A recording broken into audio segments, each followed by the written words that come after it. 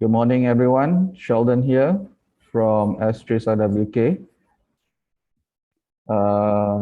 Just a little test first. Wait a minute. Some more people are still coming in. Right. I'll let them in. Okay, great.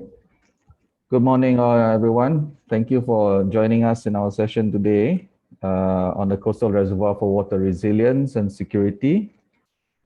My name is Sheldon from IWK, and I will be controlling the presentation platform today. Assisting me will be Alicia Lim from MyCDNet.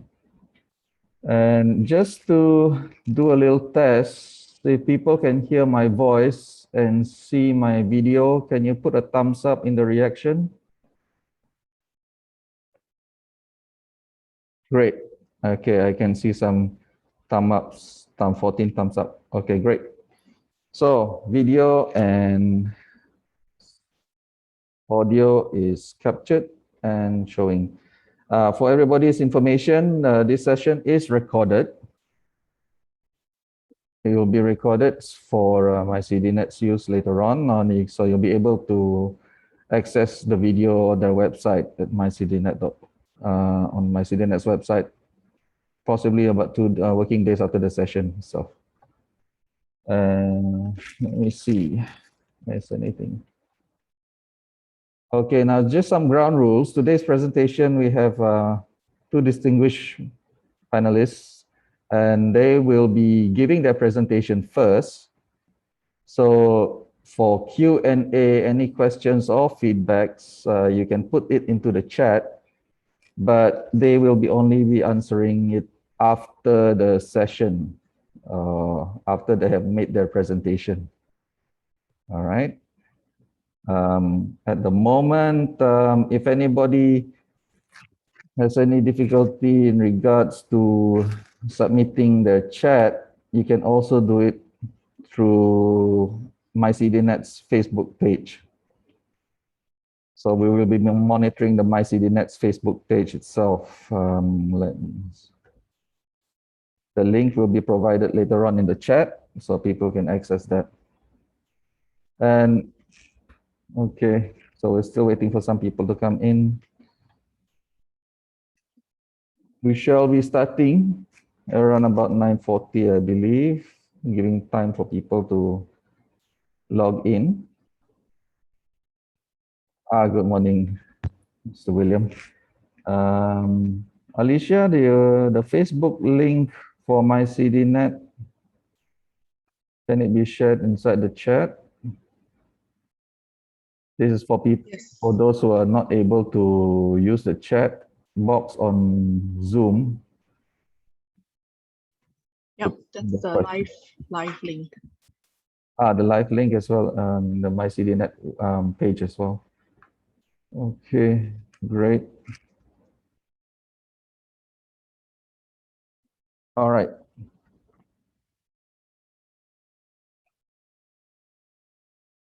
There's no... Okay, everybody can hear, everybody can see. The chat working. Everyone, if you're able to see the chat, you can type something in there just to see that it's working, so that we can see that it's working. Great. I see replies. And the chat itself should be accessible by both our hosts as well as our co-hosts for this session today. Great. Alicia, you're able to see the chats also? Okay, great. Okay, thank you so much for the technical test. Everything seems to be working. So, as mentioned, the session is recorded for future references, and later on you'll be able to see it on MyCDNet itself. Once again, my name is Sheldon from IWK, and I would like to welcome our moderator for today. For today's session, the Coastal Reservoir for Water Resilience and Security. Moderator for today is Dato Engineer Lim Hock, who is our network manager for MyCDNet Malaysia. Dato Lim, would you like to give a little introduction about yourself and MyCDNet? Right, thank you. Thank you so much, Mr. Sheldon, our MC and host for this event. Very good morning to each and every one of you yang berbahagia, Tan Sri, Puan Sri, Dato, Datin, ladies and gentlemen.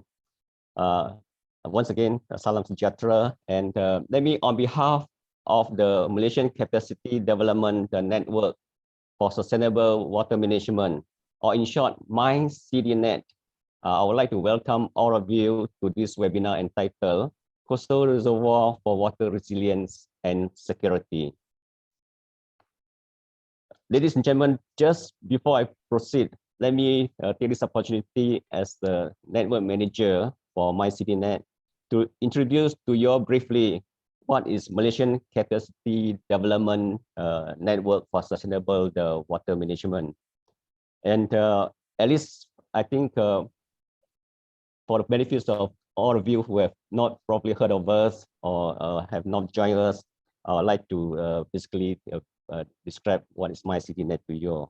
Essentially, we are a network focusing on capacity development on all water matters, particularly on the aspect of implementations of integrated water resources management, or IACRR in Malaysia. And we are affiliated to a global network known as CAMNet, which is in fact a unit within UNDP, United Nations Development Program, that deals with sustainable water management from source to sea.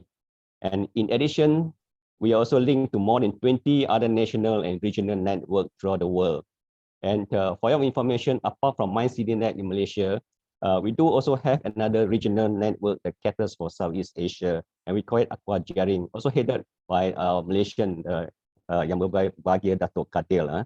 Now, let me then ask ask this question of what does MyCDNet do? Most of you will probably be thinking, what do we do? And as I said, essentially, we carry out a lot of training and capacity development program for various types of stakeholders that deals with water resources, that deals with water supply, wastewater, water and environment governance, impact of climate change, application of green technology and nature-based solutions, and the list can go on. Anything to do with water, we are there. All right. Now, you probably want to know that what then are the benefits as a member of MyCDNet. Certainly, I think you can attend all our training sessions like this one, for example. All right, they're related to water, and most of our training sessions are a very low cost, very low. I would say subsidized and low cost. And at times, most of the time, I would say even free of charge. The second, obviously, the so-called benefit will be that you can have access to a lot of training materials, in particularly all kinds of resources related to water management, and it's easily available on our website, including also the websites of CAMNet, Global Water Partnership, which is GWP, and in itself also UNDP as well as UN Water. If you go to all these websites, you can find a lot of good so-called training materials which you can easily download for free as well. At the same time, the other advantage could be you could be even invited, being a member, to join many of the activities carried out by MyCDNet and also by CAMNet, as well as GWP itself. There are many so-called global forums are going on today, so I think you can be even invited to join us free of charge. Apart from that, I just want to also mention that under CAMNet, we do have what we call the virtual campus. And currently, the virtual campus carry out a training program. That's a so-called structured program with certifications, and they are all free of charge as well. So as a member, I think you can access to all this sort of thing. All right. So certainly, I think I'll like to take this opportunity to inform that joining MyCDNet today is free of charge. There's no entrance fees, there's no subscription fees. So we welcome everybody. So please go to our website, download the form from the websites, and then send the applications by email to the attention of Ms. Alicia Lim, our Secretariat Assistant. All right. So on behalf of MyCDNet, I certainly welcome all of you to join us. Now, ladies and gentlemen, allow me now to put on the other hand as a moderator for this morning webinar. I'm sure all of you are familiar with the traditional water resources infrastructure development for the purpose of so-called water supply or any water kind of facilities.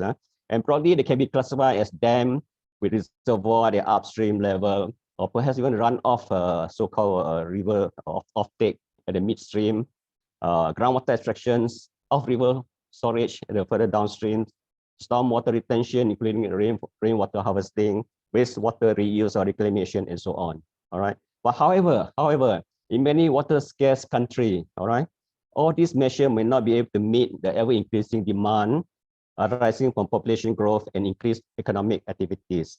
So in order to overcome this shortcoming, the concept of resorting to coastal reservoir is gaining global recognition and acceptance. And as the name suggests, coastal reservoir is generally sited at the coastal zone or perhaps even near to the river mouth itself.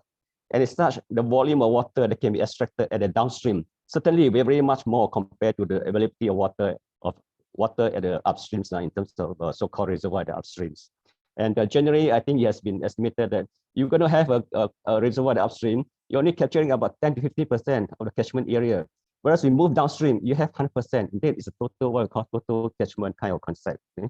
All right, so coastal reservoir certainly can take various forms, and there are many types or multiple types of designs available. All right, that is in short, the various types of coastal reservoir will then probably be more of a site-specific kind of a situation. Right now, there's certainly a lot of research going on now today, and it has been found that the coastal reservoir can even be more technically feasible, cost-effective, and certainly environmental sustainable as well.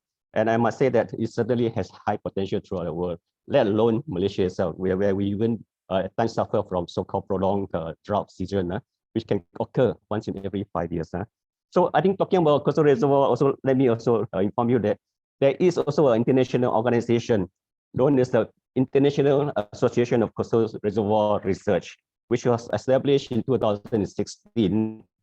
And basically is to promote the benefit and potential of coastal reservoir development for ensuring water security for the futures. And I must say that the founding members, one of the founding members is none other than Engineer Lim Sin Poh, who is also currently a secretary of this IACRR.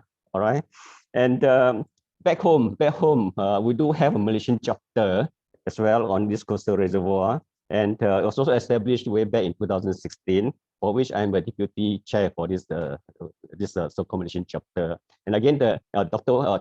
Fang is also one of our committee members as well. So, ladies and gentlemen, I think we'll say that we are indeed very privileged this morning to have both Engineer Lim Sin Poh together with Dr. Yenn with us here to share and to talk to you more about the benefits and applications of coastal reservoir. So without further ado, let me then start off with the first sessions, all right? The first session, the first speaker for this today's will be Engineer Dr. Fang Yenn, the Associate Professor of Water Engineering from the University of Nottingham, Malaysia. Dr. Teo will be talking to us about the general aspects and benefit of coastal reservoir, all right? And later on, I think the second sessions will be by Engineer Lim Sin Poh, who is a founder and managing director of Global Water Consultants in Berhad, and as mentioned, also the secretary of International Association of Coastal Reservoir Research. And he'll be talking about applications of coastal reservoir for Malaysia. So I think, ladies and gentlemen, let me then briefly introduce Dr. Teo. Dr. Teo graduated with a Bachelor of Engineering in Civil and Environmental Engineering from University Kebangsaan Malaysia in 2001. And then he obtained his Master of Science in Water Engineering from the University Putra Malaysia. He further on to get his PhD in Civil Engineering on Water Management from the Cardiff University in the UK. He is an established professional and experienced engineer with more than 20 years of experience working as an engineer, a scientific researcher, senior manager, and also academicians in the fields of civil engineering pertaining to the subject of water management in a changing environment. And prior to his current appointment as academicians in the Nottingham University, Dr. Teo, in fact, I would say that he has a lot of wide experience before. He started his career as a civil engineer with a consulting firm, and later he joined the civil service, for which I think he has actually worked in at least 3 agencies. Namely, obviously, for those who know him, he has a long time with the Department of Irrigation and Drainage, DID, and then he was also attached to the National Hydraulic Research Institute of Malaysia, NARIM, and also with the National Water Service Commission, or SPANS. All right. So apart from that, he's also a very qualified professional engineer with practicing certificate registered with the Board of Engineers Malaysia. He's a professional technologist as well, and also a registered international professional engineers, an ASEAN Charter of Professional Engineers, as well as a fellow of the Institution of Engineers in Malaysia, and IEM, and for which I must say that he's also a council member as well as the ESCOM of IEM currently. Apart from that, Dr. Teo is also a fellow of the Higher Education Academy of UK, and also a member of the Institution of Engineering and Technology of UK. So with that, I think we're going to have a very interesting topic to be presented by Dr. Teo on the aspects of general applications and also the benefits of coastal reservoir. Dr. Teo, let's welcome you to this sessions, and the screen is yours now. Thank you. Thank you very much, Dato, moderators.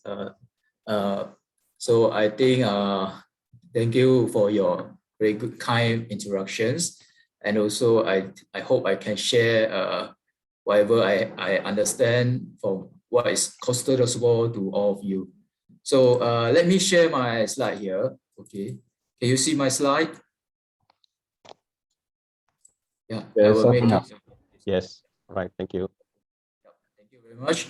So first of all, I'd like to thank MyCDNet and CAMNet UNDP for inviting me for these webinar sections. So I would like to share, as informed by Dato Lim just now, I will going to share with you on the coastal reservoir in general for water resilience and also security. So I will bring you to the global applications, and as well as for some general introduction about what is coastal reservoir. So this will be my outline of my presentation for today.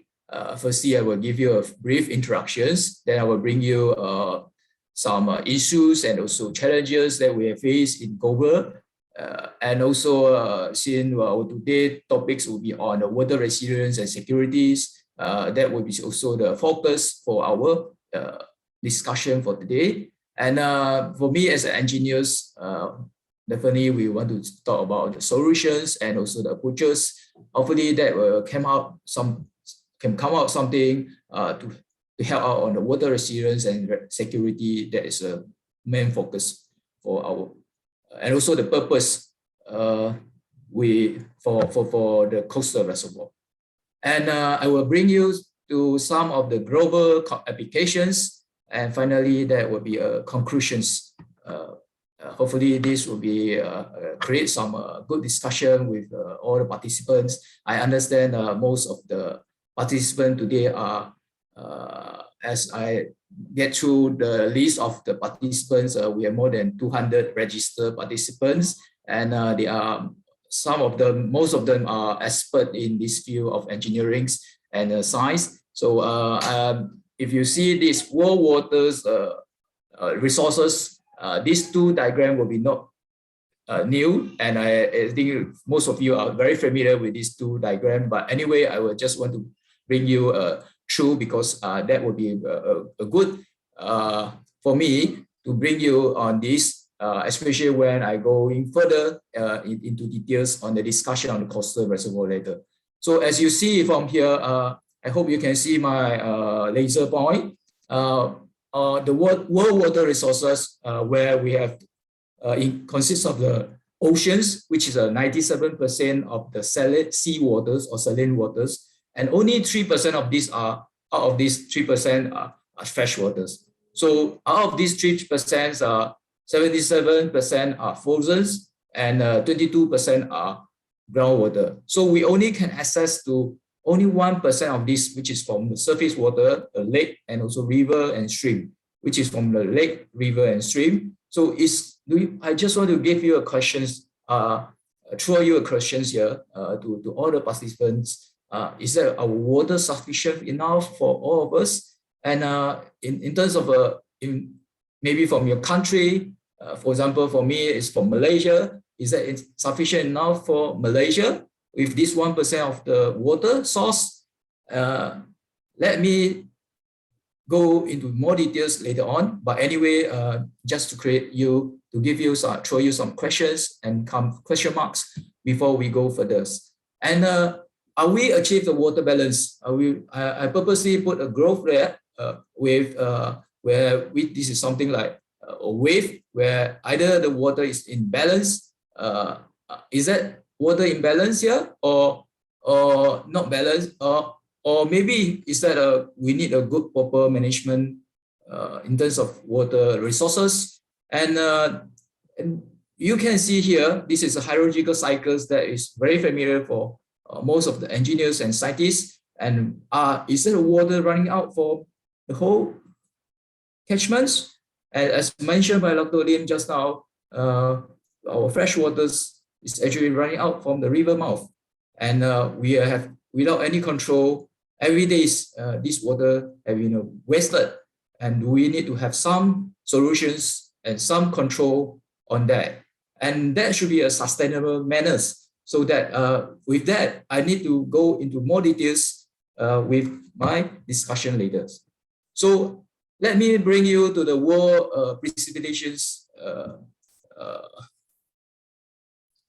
So you may see in Malaysia, we have an average annual rainfall with 2,940 mm, with annual rainfall volumes of 973 billion cubic meters. So these are quite a huge amount of rainfall comparing to the world rainfall, which is about 100 million cubic kilometers, and that is about 1% of the world volume of waters.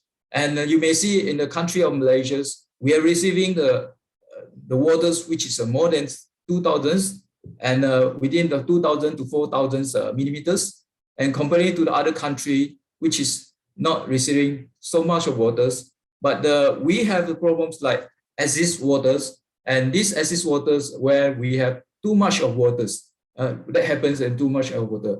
And in the report of IPCC, they have reported that in the world, we are facing the problems of acid waters. There is too much water, and that happened in all over the world. Even recently, from China to Germany, floods exposed the climate vulnerabilities, and in Turkey, in other countries like Indonesia, even in Malaysia, the KLCC, KL Towers, which is the background of this photograph, a newspaper cutting here, showing that we're facing the problems on these acid waters. And that happens when we have too much waters and we are without any of the controls, then that will create some problems, especially on the low-lying areas. That is what happened in our Kuala Lumpur city centers. So I would also like to bring you to the water scarcity.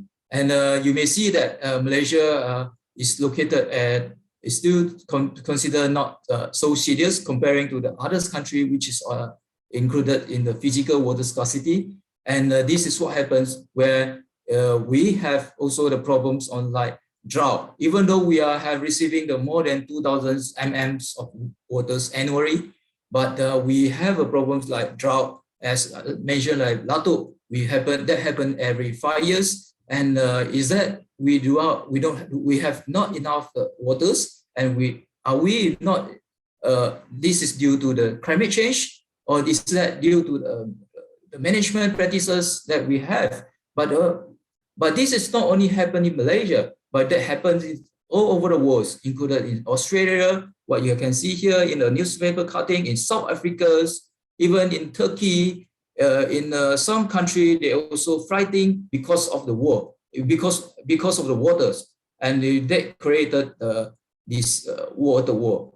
And some country, a small country, islands country, they also have shortage of waters. And that is why we need to have some good management and sustainable manners to make sure that we have efficiency and sufficiency of the waters to supply them.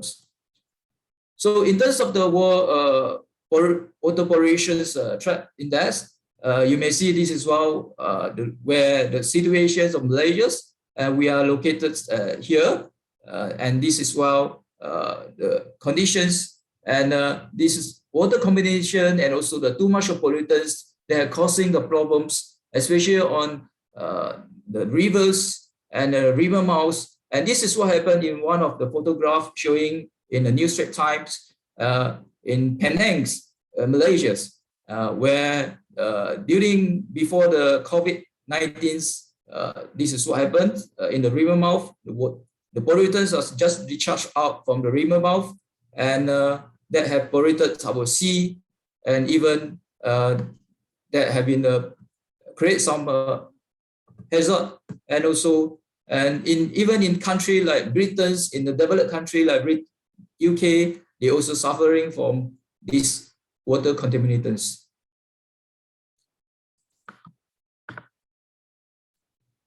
And we are still in a good condition that where the population using the improved source of drinking waters, where you may see we have still have in this world map here, we still have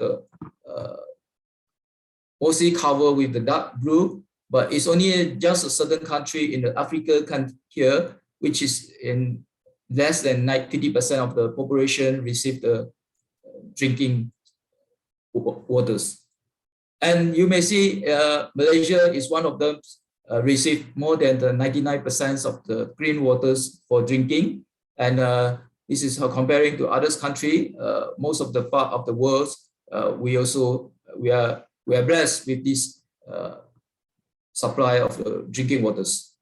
So, and with that, we also have competing each others among the countries, from high income countries to low and middle countries, income country. They are competing for the water use. And you may see that the major users for water, that is from the agricultures, and that is about 70% of the water users. And also from there out, there is 8% for the domestic use, and 22% is for the industrial use. So from the developed country, where the industry use will be highest compared to the low incomes and middle income countries, where agriculture will be more focused.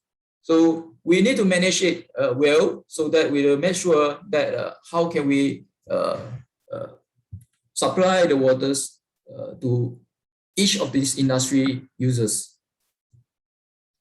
With that, the United Nations come out with the Sustainable Development Goals, and is that a goal for us? Hopefully, that will be bring a benefit to us, especially for us as users. And for out of that 17 goals here, we have focusing on the item number 6 here, which is on the clean water and sanitations. So out from this item 6, which is from the 6.4, we have the water use and scarcity. That will be in line with what we are going to discuss for today on the coastal reservoir for water resilience and water securities. So on this 6.4, we are looking into the change in water use efficiency, and also on the freshwater withdrawal as a proportion of available freshwater resources. So hopefully with the next 15 years, we have coming out with some outputs. As you see, United Nations, it come up in this on the September of 2015. So now today is 2020 and 21. We have passed for 6 years. We still have the others 11 years to.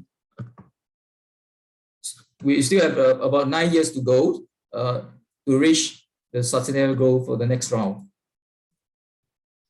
So in terms of water resilience, This is some introduction to you, but anyway, we have some steps that we can look into it. But this we're not going to go through into more details because water resilience is still looking into the some impacts, especially on the climate change, where we have the dry seasons. We also have the wet season, as well as I have highlighted that the issues on the pollutions, they will bring some impacts, especially we need to have some solutions to solve it. So in terms of the water securities, we have so many key facts here, included what we have mentioned by WHO and also mentioned in the SDG. 785 million people remain without even the basic drinking waters. And we know so many people still cannot access to the waters, good quality waters. And is that what is happening? And do we have not enough waters to supply to them?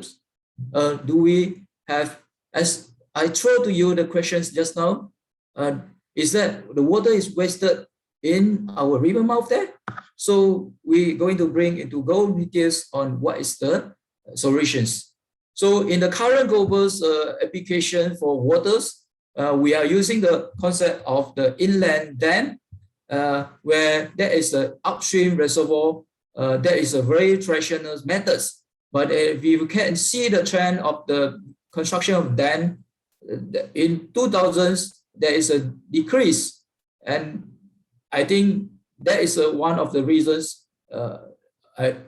many of the environmentalists, they were not happy to have the dams, and they will create some problems in terms of the ecosystems and also to the habitats as well as to the environmentals. So this is why many developed countries, they are no more building the large dams. And even though upstream dam or inland reservoir, that will be a traditional methods for us to store the water for the usage and also for the demands.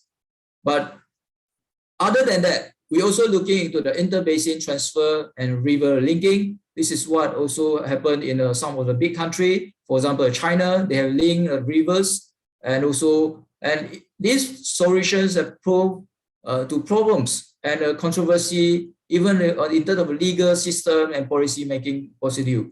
In terms of the cross-country rivers, that is also creating some problems. For example, the Mekong rivers. I understand our participants here also from all over the world. So some international issues that when we maybe the problems and also the conciliations, especially when you want to choose your solution for water supply here.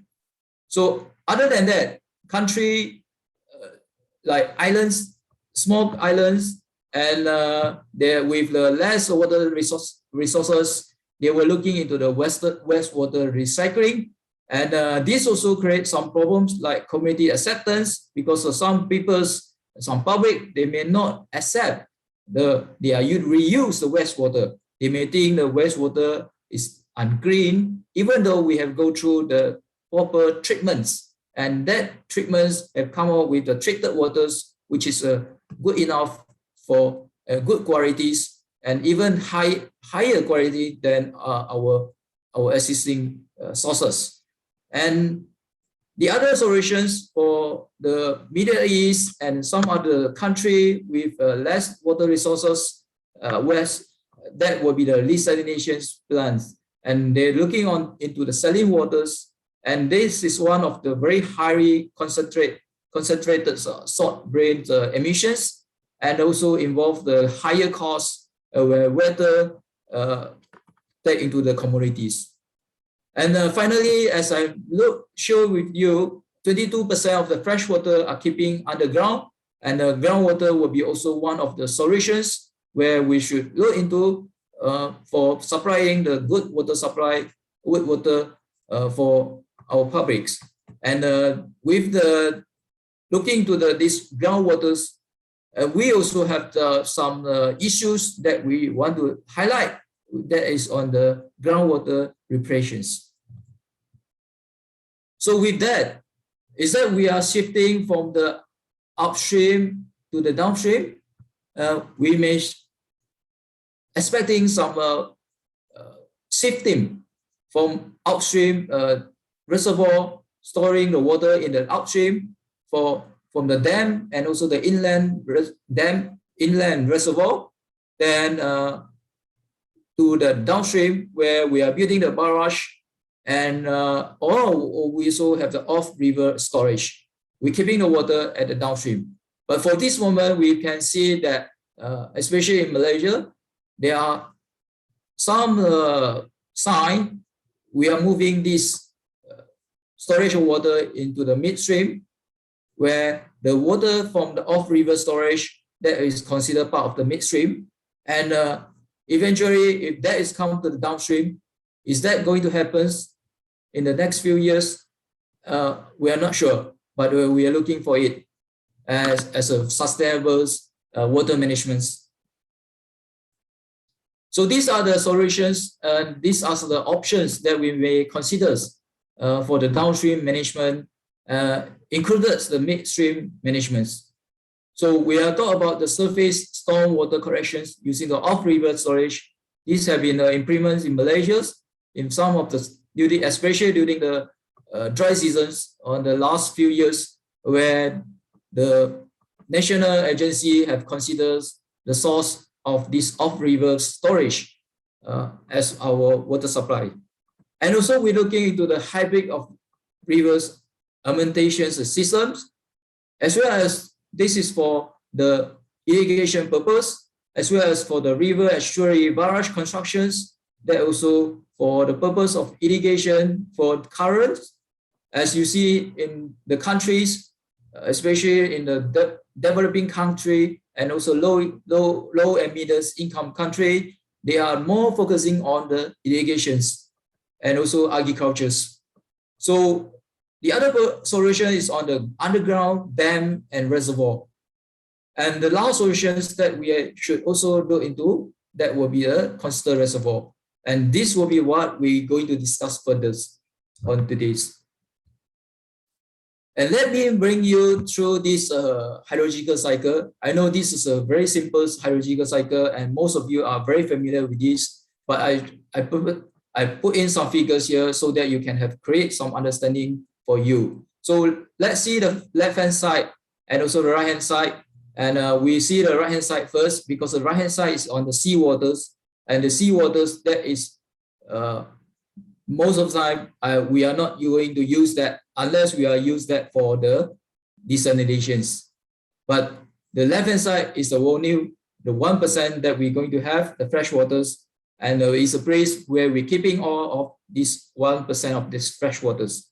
And from the higher ground, which is the mountain side, where we receive the precipitations with the hundreds cubic kilometers, thousands cubic kilometers, and with the evaporations from land, which is a 61,000 cubic kilometers, and out of this 39,000 of the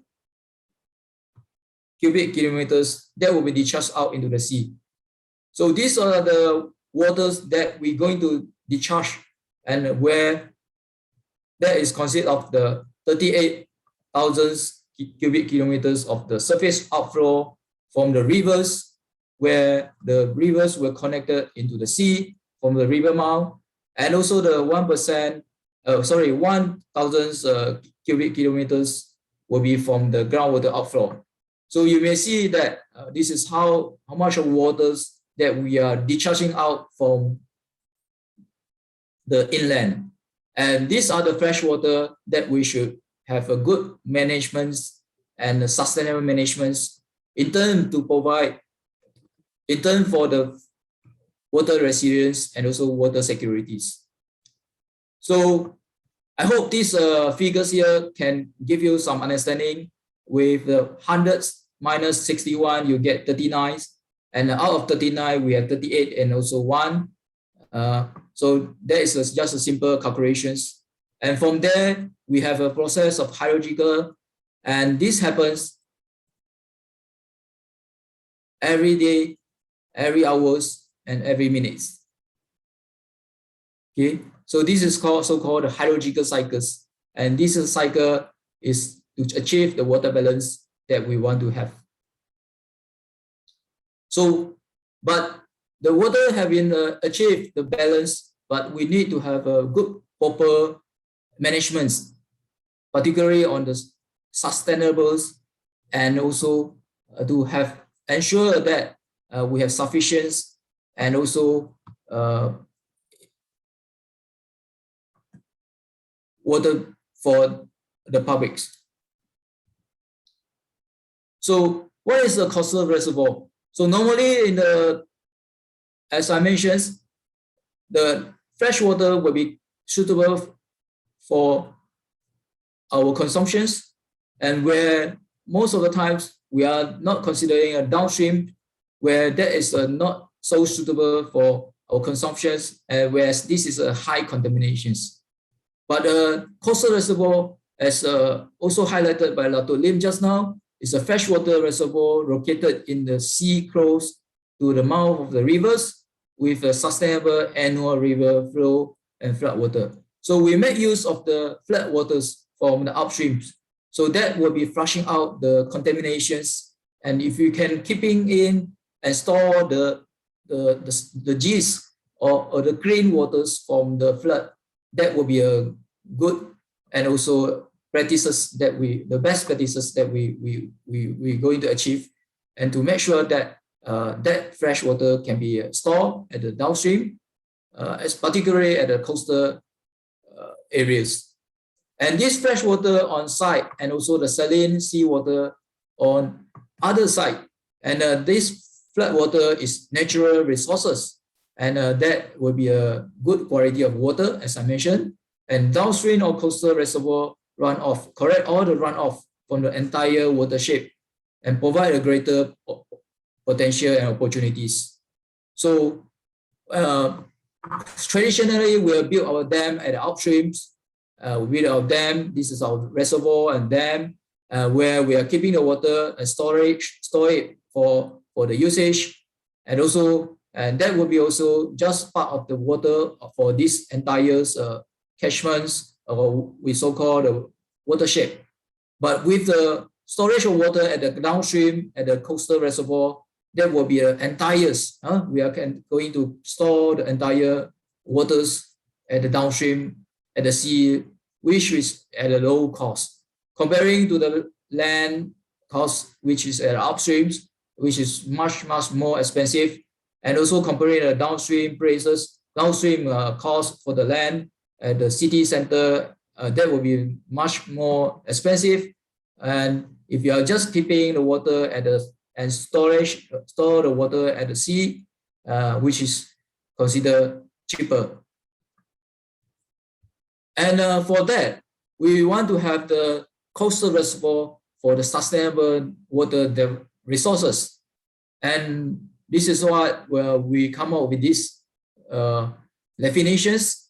That is a water storage in the large water bodies, where aside and also inside, also outside of water, are different in physicals, chemicals, biological parameters, simply a freshwater reservoir inside the seawater.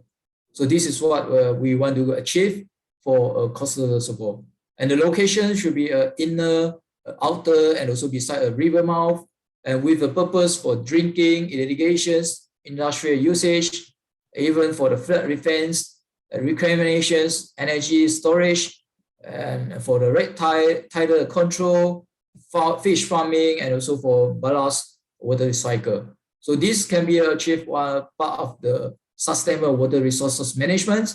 And you may see we have the problems, not enough water for irrigation, where the usage of waters for agriculture is so high comparing to others domestics, and we are still looking into the source of waters. If you are competing with the domestic use, then definitely for publics and also the humans, not going to get drinking waters, sufficient drinking water from there. So we need to have the good purpose management in terms of the look into the some priorities where we can consider this approach or solutions for coastal reservoir. And this is how the coastal reservoir developments. And we are keeping the waters at the river mouth, and that may be the coastline, and also the coastal area, where also we have received the annual river flow and also the flood flow. And this coastal reservoir should correct all the runoff of the entire watershed or catchment and provide a greater opportunity for water resources. And normally that fresh water will come out from the river mouth, where this is our river mouth, and we have the soft barriers trying to capture the fresh water. At the same time, we are allowing the brackish waters to be, and also the solid barriers. And where you come out to the typical cross sections, this is what happens. And you have the solid barrier with a soft barrier here. And this is where we are keeping the brackish water and porous seawater. And fresh water will be keeping for the usage of drinking or for supplying for the irrigation purposes and so on. So they might have some linkage of the pipeline, and also we may need to have the water gate for overflow. So this is how the management of this coastal reservoir here to make sure that we can have the good storage for fresh water. At the same time, we also not going to create some problem in terms of the environmentals. But for your informations, we are come to the third generation of the coastal reservoir.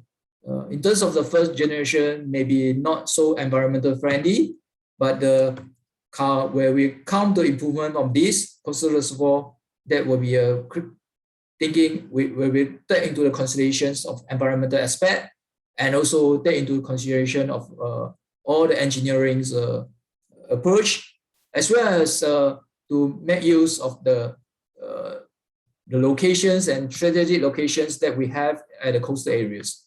So I just want to bring you through this upstream comparison to the downstream or coastal reservoir, how we have this difference and what is the comparison here. And in terms of the dam side, inland reservoir or dam, that will be limited. But for coastal reservoir, we have a very big seas, which is unlimited in the sea. And in terms of the dam design, I think engineers here will be interested to understand how are we going to design for the coastal reservoir. Dam design for inland reservoir, it's no more nothing new for you. It's a high pressure, but for the coastal reservoir, they were looking into the low pressure. It's a new technologies, but with a wave surge. So we need to consider especially on the wave conditions, and also the sea and tidals in the coastal areas. That can be part of the consideration in terms of the design. And in terms of the seepage, for the inland reservoir, that will only looking into the pressure difference, but for the coastal reservoir, that will be looking into the density difference. Why we are looking into the density difference? Because we have the sea waters. At the same time, we also have the fresh waters where we are going to keep it. How are we going to keep it?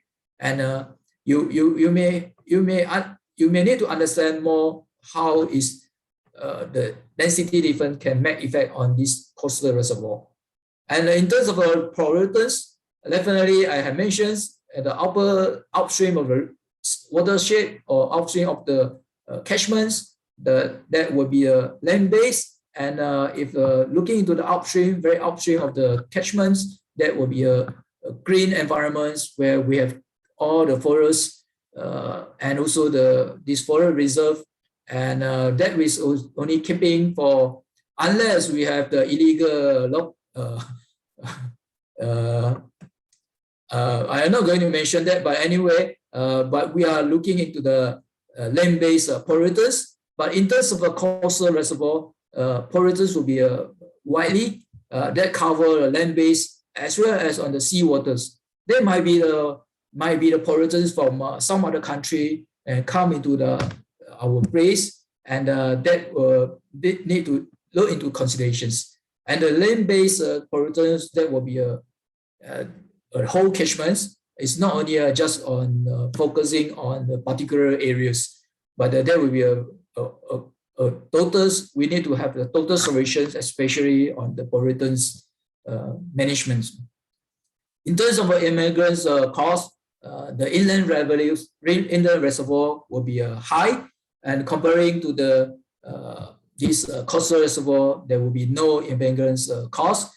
And for the water supply, definitely for the inland or dam reservoir at the upstream, that we are going to use gravity. And yes, you know, gravity flow is free, okay? Unless we are putting in the pump, so that we want to pump the water from lower ground to higher ground. But definitely for the coastal reservoir, there is no choice, because the coastal reservoir located at a very low areas, which is close to the sea, and we need a pump so that we can transfer the water from this low area to the higher area.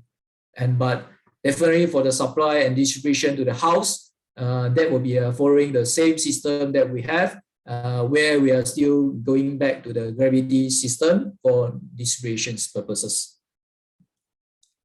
I just want to share with you on these opportunities and challenges that we're going to have for coastal reservoir. This slide sharing I gave from the Professor Roger Falconer's, where in terms of opportunities, fresh water from nearby rivers, impoundments for the city, they were very good, creating a good opportunity, especially the big cities, which is located at the seaside or close to the estuary, which is a very traditional locations for most of the city in the world. So as you see, this can minimize pumping cost, transportation water to the city, as well as in terms of urban regeneration for coastal city and regions. So the coastal reservoir creating all this opportunity, and also the flood, in terms of flood protection against the river and coastal flooding, and with the building of barrage and BARM, as well as gates that will be helping to create the protections on the tidal wave, as well as the tsunami and so on. And there are potential of the tidal and hydro energies generations that where we have this, in the locations of where we have this coastal reservoir. So there are so many integrated approach where can we come in to look into the flood, to look into the water, food, energies necessary. In terms of the challenges due to the coastal reservoir located at the sea area or coastal areas, then the thermal stratifications of the reservoir and also the low DO, that might be one of the main issues. Salinity intrusion and also the intertidal mudflat losses is also one of the very challenges issues. And in terms of water quality, eutrophication and health risks, sedimentations, morphology changes, and also the fish migrations, habitat loss, and also the hydroecologies. And these are some challenges where scientists and also engineers need to come in, and we need to have research and developments where the researchers and also the academicians to work together with the industry players, as well as the governments who funding all these projects, to come up with good solutions and a good approach or a best approach, okay? Or we call it a best management practices, where we can look into, we can cover and handle all these challenges in the futures. And definitely we're going to come up with some good design and also called the approach for coastal reservoir. But in terms of a coastal reservoir, for the first generation, where this is not looking into the environmental aspect, and we are just putting in the barrage in front of the river mouth or in front of the bay. This is what happened. You can see in some of the very old, especially one of these in 1968.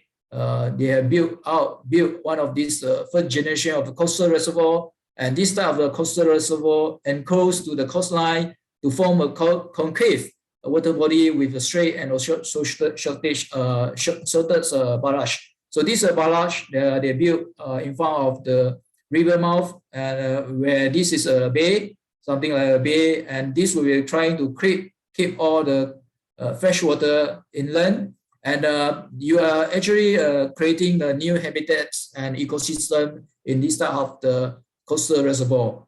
And we call that as the first generation of coastal reservoir, where until today, this type of the coastal reservoir, I can say is obsolete, and we should look into the more environmental friendly coastal reservoir for our futures. And you may see some expecting some to store some polluted water and then also discharge the clean waters. And this is totally cut off the sediments, fish, and also the irrigation passage, as well as there is no more tidal effect at the river for these rivers. So that will, as I say, that will change the new habitats and the new ecosystem for this river. Previously, the rivers are being affected by the tidal, and but now with the barrage have been built, and that water will be controlled and stored in this reservoir, so-called first generation reservoir, and we benefited from the fresh water intake. We can get it for the water supply purposes, and we can get it the fresh water for our irrigation purposes, and as well as for the industrial. As you know, these places are developed, and we need the water for the water demand for industry, and also as well as for the domestic use. But in terms of the agricultural land, they also need the waters, where they will be take out more than 50% of the waters. And you need to have supply of this water, and you should put out the good management practices here. And this is the first generation of the coastal reservoir that we have. And I'm not going to mention the bad thing about that first generation, but we're looking into the improvement for the coastal reservoir. And this is why we come out with the second and also the third generation of this coastal reservoir, where we want to convey the water body with the curve and also long barriers, where this is a coastal reservoir. We are not putting in a barrage, crossing the whole river mouth, but you're just putting in long barriers and with curve, and this will also allow the bypass of the polluted water, and also the store the clean water only. So the clean water after a flood, after first flood, normally the first flood will be bring out the very dirty water. So we are looking into the second flood. Okay, so this is why the consultant and also researchers, even the academy, they come in to come up with good forecastings, where how can we forecast how much of water that we're going to discharge out from the river mouth. And this will be allow us to capture the good waters, especially this good water will be keeping into the coastal reservoir here, and the polluted water from the first flush of the water will be discharged out into the sea, and this will also minimize the environmental and also social economic impacts, especially to the coastal area and also on the river estuary. And in terms of the looking into the more options, this second generation and third generation, especially the third generation, will be looking into the wetland pre-treatments. As you know, wetland is one of the very good solutions or natural-based solutions, where that will be helping the environments and especially on the waters to create some filtrations and for pre-treatment and also on the treatments of the water qualities. So this is what happened if you can see in Putrajaya Lake, there is one of the constructed lake in Malaysia's Putrajaya Lake. We have clean waters, but that is a part of the contributions due to the Putrajaya wetland. And this Putrajaya wetland is also one of the constructed wetland that we have. And you should know that the Putrajaya wetland and lake received the recognition from UNESCO and even from internationally won some awards. And wetlands are playing a very good functions, especially on the treatments of the waters and putting in a wetland and also a mangrove swamp in the river mouth. That is a natural place that they should have. So that will create some treatments, the pre-treatments before the water discharge, the water keeping or storing into our fresh water barriers. And also we have also looked into the considerations of underground curtains to create a groundwater reservoir. So that will be creating a groundwater reservoir next to the coastal reservoir. So that will be a part of the importance, as you know, on my first diagram that I've shown you, and also the diagram previously that I have shown you, there's 1% of the groundwater outflow. So we also want to make sure that 1% of the groundwater outflow can be keeping and also can be stored in the coastal reservoir, because that 1% of the groundwater outflow will be the cleanest water that we have, because the water that we went through so many layers of gravel and soil and ground layers, and that come out with the very good quality of waters before that discharge out into the sea. So that 1% should be taken care, especially even though we are not going to build a coastal reservoir here, the 1% that I mentioned just now, sorry, not 1%, 1,000 cubic kilometers that we're going to discharge out to the sea for the groundwater outflow, that should be taken care, especially in this time.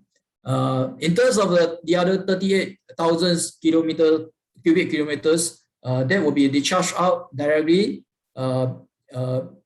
previously. But if we can taking into just half of this and keeping into this coastal reservoir, that will be sufficient enough to take care on in terms of the water resilience and also security purposes. So these are the few existing coastal reservoir that we can see in the world. Netherlands is one of the country that which is below the waters, and they already started this in 1932. Definitely that is for the flood control purposes, because they are located at the below the water, below the sea waters. And the country like India, they also have this in 1974. There's more for the agricultures, as we say, country which is developing, they are more focusing on the agriculture's purposes and also the usage. And irrigation is the main activities for this water usage. And this has taken out more than 70% of their water demands. In South Korea, they are very advanced also, where they have also have these two coastal reservoir in 1994 and also 2010, where they are looking into the integration of this approach, where they want to get opportunity on looking into the challenges on the water, food, and energy nexus, where they also look into the tidal energy, land reclamations, and also as well as the fresh water, which is the main purpose for this coastal reservoir. And Hong Kong, I have shown you some photo just now. That is more for the fresh water purpose. And as you know, Hong Kong is located is one of the islands country. One of the islands is the part of the China. Then they need to have the fresh water supply, and also due to the high population in this place, so the fresh water is a higher demands, as well as the country like Singapore. Okay, so they built the Marina Barrage on 2008 and for the purpose of fresh water. So they have covered up the river mouth and built in front of this bay. They built a barrage, and that is for the purpose to store the fresh water, and that become one of the big reservoir for Singapore. And in China, they have a few of these coastal reservoir for the purpose of fresh water, included one of these in Qingchaosha. I will give you more details. That will be built in 2011. And as well as in UK and others country, they also have their coastal reservoir. The one in UK, which is in Cardiff, there is a Cardiff Barrage, and that is for the fresh water lake. So this barrage helping the Cardiff to store the fresh water, and that become a reservoir, water reservoir, downstream reservoir, or we call it a coastal reservoir for the purpose of fresh water. And this showing some photograph for the coastal reservoir in the world, included the one in Korea that I mentioned, the one in Cardiff Bay. They are building in their barrage, and that will be a limit the water to come, the seawater, the fresh water to going out from the watershed and catchment. At the same time, the barrage will be protecting. The barrage will be protecting the city of Cardiff, the metropolitan of Cardiff, from the tidal wave and sea wave. So these are the one of the freshwater barrage reservoir, one of the freshwater reservoir, and with this type of the reservoir, they are actually creating new environments and the new habitat and ecosystem for the estuary, as well as for the reservoir areas. And the others applications in South Korea in Seoul, and you may see this is the one that also cover with the barrage. Okay, cover with barrage at the river mouth, and you may see this is a very big river mouth that we have in Seoul, Korea, South Korea. So this will capture the fresh water, and we come to the Marina Barrage, and this Marina Barrage also building the barrage, building the tidal barrage, and this tidal barrage protecting the city of Singapore from the sea wave, as well as keeping all the fresh water from the catchment, and that can be used for the purpose for recycling and also for the recycling of wastewater. So this is how Singapore come up with this concept of the new waters, where they are recycling the used water, or so-called wastewater, and this will be used as drinking waters purposes. And there are more applications in the world, but I'm not going to show you others, but I just go into more details on this one of these in China. This is on the Qingchaosha Reservoir, and the Qingchaosha Reservoir is located at the Alluvial Terrace in the northwest of the Changxi Islands. So this is at the river mouth of the Yangtze rivers, where the water will be discharged out into the sea on the right hand side. And this is located at the next to our Shanghai, one of the largest city in China, with population more than 27 millions.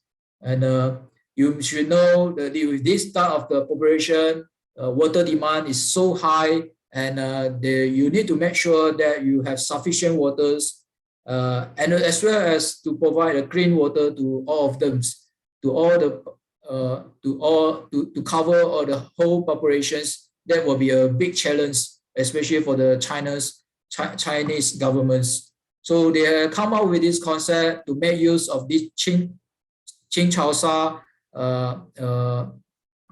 Changxi Islands. So these are the Changxi Islands, existing Changxi Island here.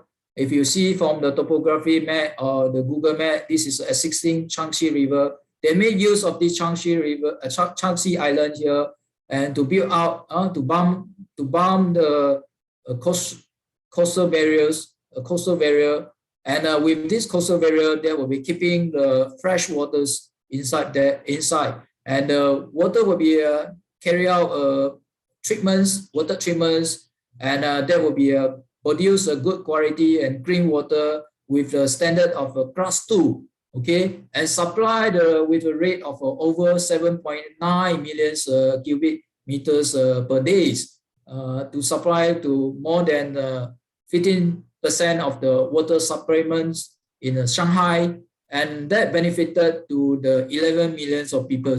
So that is about less than half of the millions of the population in Shanghai. So at least they cover half of this.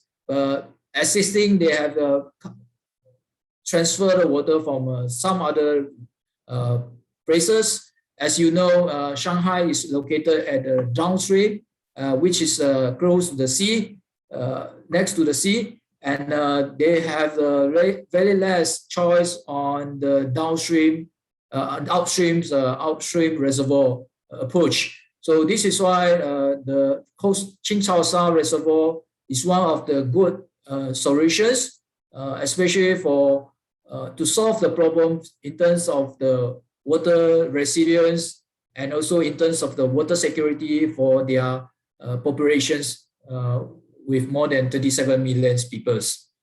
So this Qingchaosha Coastal Reservoir make use of this Changxi Island here, and to build the coastal barrier. I will show you the next photo where you may see what happens. And this is Yangtze rivers, where the water will be discharged out from the Shanghai, and or in other names we call it Huanghe. Okay, Huanghe. So that will be the Changxi Island is located in here, Changxi, which is this Changxi Island. Okay, where you have the zoom out from this, and this is Qingchaosha Coastal Reservoir. The blue color is the Qingchaosha Coastal Reservoir, where they are capture the store the water, the fresh water. Okay, and this fresh water coastal reservoir come with the gate here, where they allow the water, the fresh water flushing. They have come up with some simulations and also model simulation and also the forecasting to look into the good quality of water, and they also have water quality monitorings in the whole rivers in terms to make sure whatever water that going to store in this Qingchaosha water reservoir will be a clean and also a good quality before they send out for the water treatment and also distribute to the house. So this is what happens. You can see the aerial photograph. This is Changxi Island, and this is the coastal reservoir look like, and coastal reservoir. Okay, this is a coastal reservoir, and it's the same like the sea, but it's only thing the color might be different because you might know the fresh water have different density comparing to the sea waters or saline waters. So this is why you may see the two color tones, especially this will be differentiate the fresh water and also the sea saline waters. So these are the very good, successful story that I can share with you, especially in this Ching Chao Sa coastal reservoir. I think Engineer Lim will also bring you to one of these. Will introduce to you on the IACRR and also one of the World Congress that will be going to held on next year. And one of the site visit location will be this Ching Chao Sha water coastal reservoir. So that will be a very good opportunity if you can attend this World Congress. At the same time, you also can come and visit to this coastal reservoir, where you can have some experience and to have some exposures on what they have done. And I have been to this Ching Chao Sa coastal reservoir. They even have built a museum and also the information center where you can demonstrate to the visitors on what they have done and on the history in terms of the Yangtze River history, in terms of the how they manage on the sediments. You may know Yangtze River is full with the sediment, and this is the source.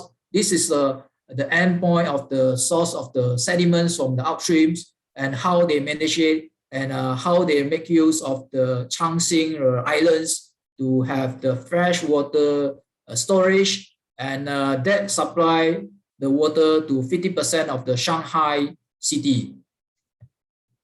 And the other application in India, India is also one of the big countries where they have high populations of their peoples. So this is why the India have looking into the alternative on this coastal reservoir, and this have been a good discussion, and also have been a push, and also the proposal they have put in onto most of the major rivers, included the one in one of the largest reservoir in the world on the Gujarat, and in Chennai, and also in the Bagaruru and Magarurus. So you may look into more details on how are they going to apply this coastal reservoir in India. And I think this will come to the end of my presentation. I am sorry I'm taking out 1 hour for your side. And I would like to conclude that water, food, energy nexus, along with the climate change, I think that will put the water demand in the forefront. I think that will be the priorities for most of the water engineers and water scientists to take into account on considerations, especially for the sustainable water management and also the integrated water resources management. And the world is actually not running out of the water, but the water is running out of the world from the river mouth. I mentioned to you and show you the diagrams and some example with the Ching Chao Sa reservoir. They are not wasting any amount, any of the waters from the river, and they store it and they put in a control on that. And the coastal reservoir will be the good solution for water resilience, and also security that can ensure the availability and also the sustainable water for all. And water reservoir can help to solve the water scarcity in the world. So I come back to this diagram that I have put in our first slide. Are we achieving the water balance? Or is that the water balance already achieved, but we are not properly manage it? I let the participant to come up with your answer.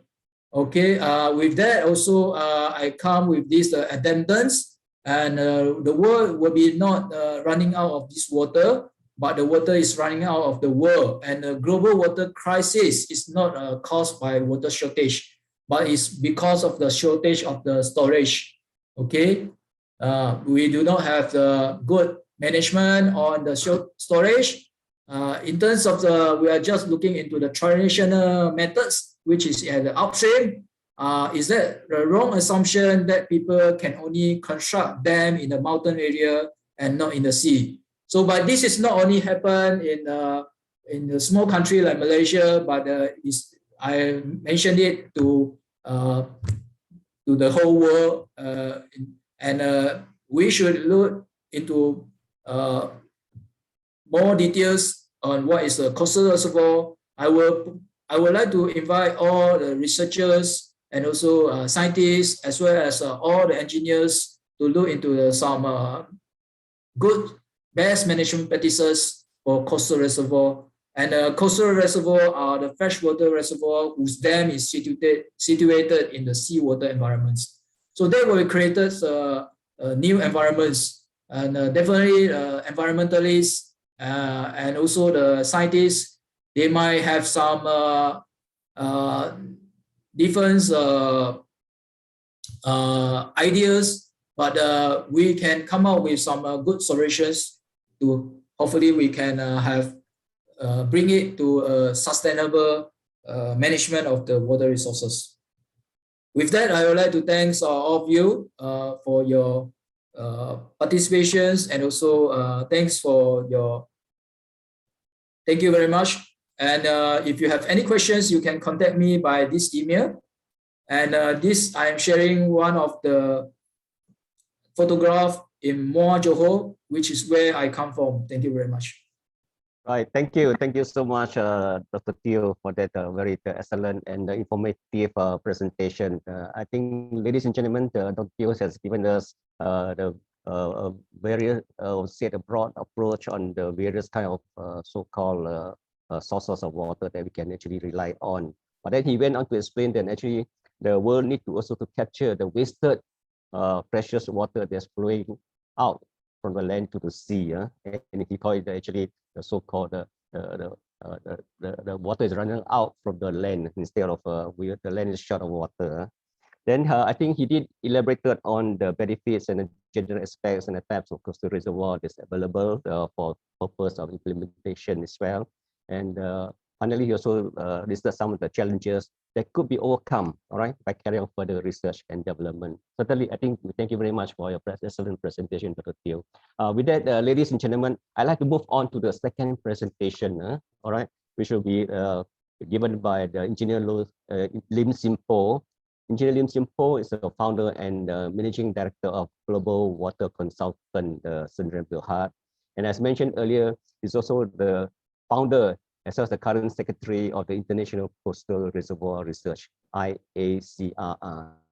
Now, the Engineer Lim graduated from the University Technology Malaysia with a Bachelor of Engineering and Civil Engineering in 1992. And then he went on to obtain his Master in Civil Engineering from the Nanyang Technological University in Singapore. Engineer Lim has more than 22 years of experience in the engineering consultancy, certainly also including more than 4 years of experiences in the construction field. He started his career as a hydrology and hydraulic engineer, and he then ventured into the civil and structural engineering consultancy, including the aspect of construction supervision, and he finally specialized in water engineering consulting services. And in 2006, he established the GMP Water Sdn Bhd. Engineer Lim Sin Poh is now the managing director of Global Water Consultant Sdn Bhd, which probably many of you are aware that previously was known as GMP Water and Maritime Sdn Bhd.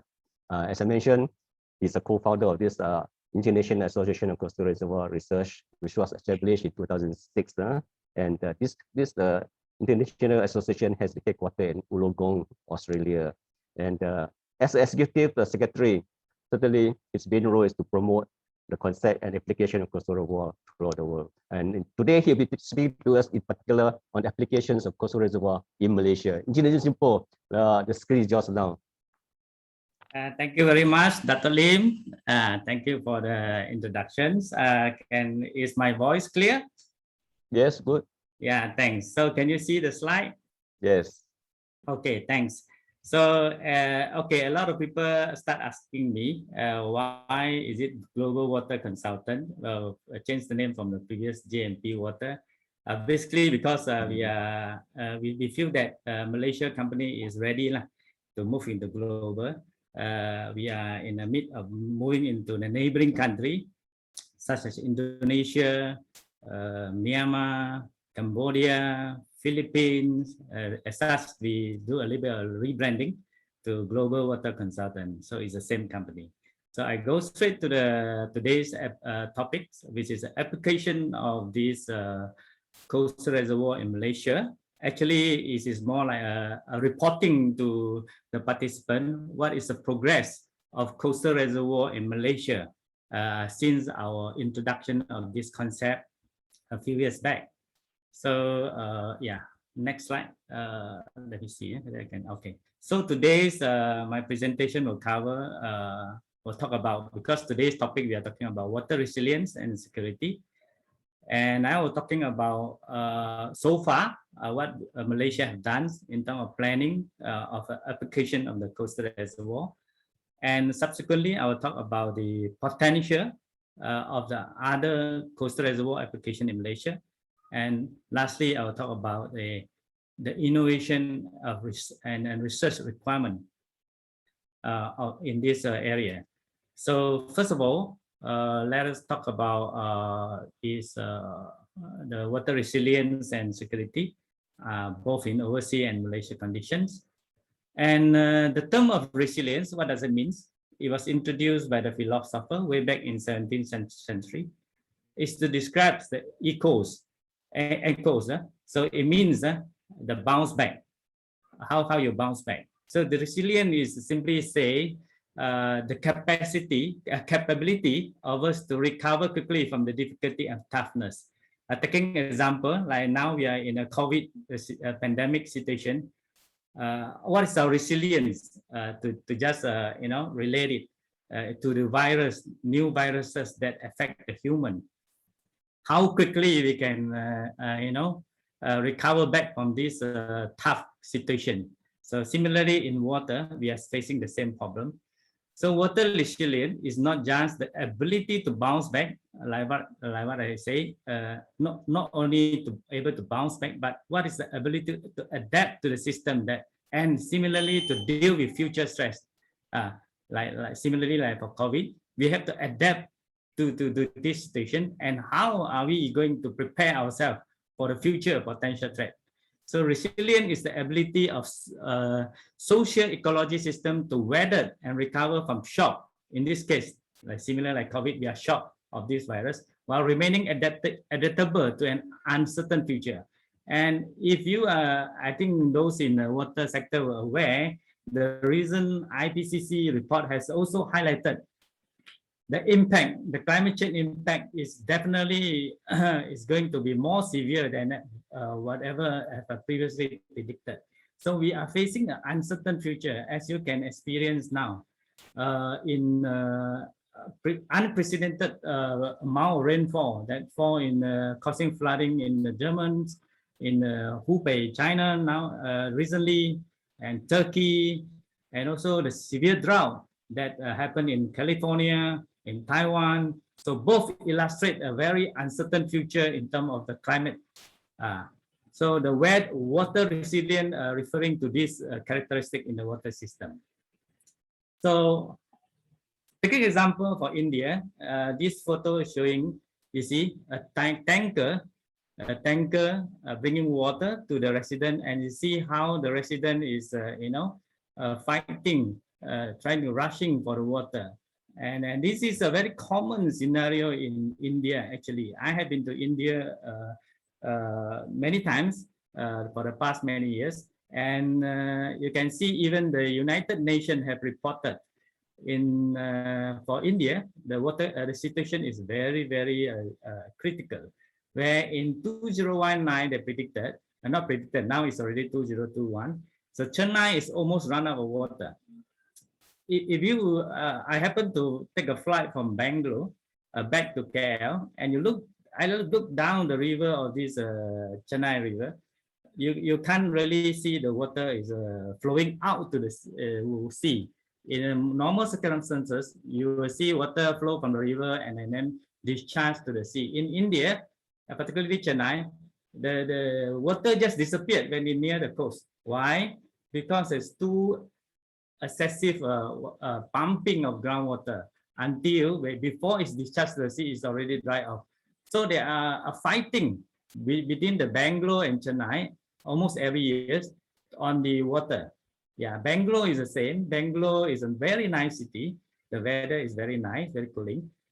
But they are facing shortage of water where they have to pump a substantial amount of water from the ground, some few hundred meters down to the groundwater. And their problem is because of this excessive pumping, both the water quantity is not there anymore for future, and as well as the water quality has been contaminated. So this is a huge problem, huge challenge for India. Similarly for Delhi and Hyderabad. This photo is in Delhi, their capital city. And they are anticipated, if nothing was done, they are going to face even no drinking water in most of the part of India. And Australia is one of the most advanced countries in the region in terms of water resources, but yet they are facing huge challenges in terms of either too much of water. As you can see, also Brisbane was flooded many times, and at the same time, almost every alternate years they have this drought problem. This image shows a tanker was going to the farm, and all these animals are going near to get the seat of water. So not only human, animal as well as affected. And research done by University of Melbourne mentioned that the 2019 drought is one of the most severe, close to 800 years of kind of return period. And recently, as you can see, Taiwan has facing a huge problem where even affect their industry, where there are most of a few of their reservoir in the southern part of Taiwan has gone dry, and people are able to go in, you can see, to the reservoir and to walk in the reservoir itself. Yeah, so this is happened in Taiwan. And in US, this is just happened now. In California, they are facing a severe drought, and you can see this is another photo showing one of the lake is almost dry to the bottom bed level. And Malaysia, how are Malaysia? Malaysia, we are fortunate enough that we have amount of water that's sufficient for us, and we have so-called in terms of quantity, I would say we don't have much problem if we manage well and if we put in more financial to it. But we are facing another problem that we in terms of water quality issues that you can see over the last year 2020. We are facing almost 20 over times of water disruption due to the water quality problems. So this problem is getting more and more severe in Malaysia context, that we have to do something very drastic to control this and to improve this scenario. Yeah. What is the strategies? What we can do? Important here, I highlighted here, is to upgrade in terms of the many aspects. Like for example, our agency need to upgrade, our law need to amend, our industry need to upgrade their system in terms of treating the effluent discharge, and then we need to do a lot of research, and we need to spend a lot of money on the upgrading of our infrastructures, and we need to have plan. This plan, like what JPS is now doing, JPS have over the years conducted a lot of IRBM's plan, Integrated River Basin Management Plan, based on the IWRM approach. And yeah, we can see that JPS is now working very hard to make sure that this report is not put on just on the shelf or the library, but instead it has to be followed by by all the agency, especially the state level, as one of the major reference for any approval on the developments, as well as we have this national water resources study that in Malaysia we used to conduct it every 10 years. The last one done was 2010, and it's timely now, I think, for the agency to have another national water resources study, where this is a very important study for the nation that allow to ensure that our planning is always 10 years ahead. It is not 20 years. So we have to plan ahead. We cannot do firefighting. So I think I urge the agency to continue this. I think this is a very good study because time have changed. Within the 10 years, there are so many things happen. Taking example for Johor, nobody will anticipate for the last 10 years, there are so much of development in the Johor area that attracting a few hundred billions of investment, and as such, the water demand is at the critical level due to these rapid developments. So sometimes this is quite hard to to anticipate. Sometimes the development may just come in depending on the economic. And of course, the approach of integration has to be there. Like for example, we have to integrate with the energy sector as well as the food sector, like irrigation. We have to go in considering that approaches. And here, I heard that the agency is looking for a concept of like water highway, something like sharing the water resources within the. I would say that this is a very good idea, but I rather say that should be conducted in the zoning approaches, where we could have probably that kind of resources sharing can be split into zoning. Like for example, in the peninsula, we should have a northern region, central region, southern region, and the east coast of a region for peninsula. So this concept, while it should be promoted in peninsula, but it should not be promoted in Sabah and Sarawak, where the regional geographical distance is too far. While in Sabah and Sarawak, rather, is a decentralized system should be encouraged. And water network, especially for the urban area, should be looking into. Like for example, we should not have a situation whereby if the Air Selangor doing maintenance, then it has to stop service providing the water for a few days. That should be avoided, where by having this water network, start planning is not easy, I know, because of the network of the distribution is complicated, but we should look into this water network in a major cities such as the Klang Valley, Johor Bahru, Penang, and Malacca. And certainly new approaches like ORIS should be promoted. I think this our CASA is promoting very strongly on the ORIS, and you know that one of the largest ORIS is going to be implemented in Selangor. And coastal reservoir, definitely there are some progress that I'm going to report to all of you. And water reclamation is another area I also think that we should be strongly promoted. And the agency is also now promoting, and also Indah Water is doing it. And constructed wetland also is now another new approach that we should use to polish our water, to solve our water quality issue. When we know that even in that IWK or other industry wastewater discharge, they are in a way complying to the standard, like for example, standard A or standard B. However, there are a big gap between this standard, within the this effluent discharge with our river water quality standard, like what we are trying to achieve, class 2B, there are big gap. So in order to ask the agent, this can be one of the approach to improve to polish like a tertiary treatment to this effluent discharge.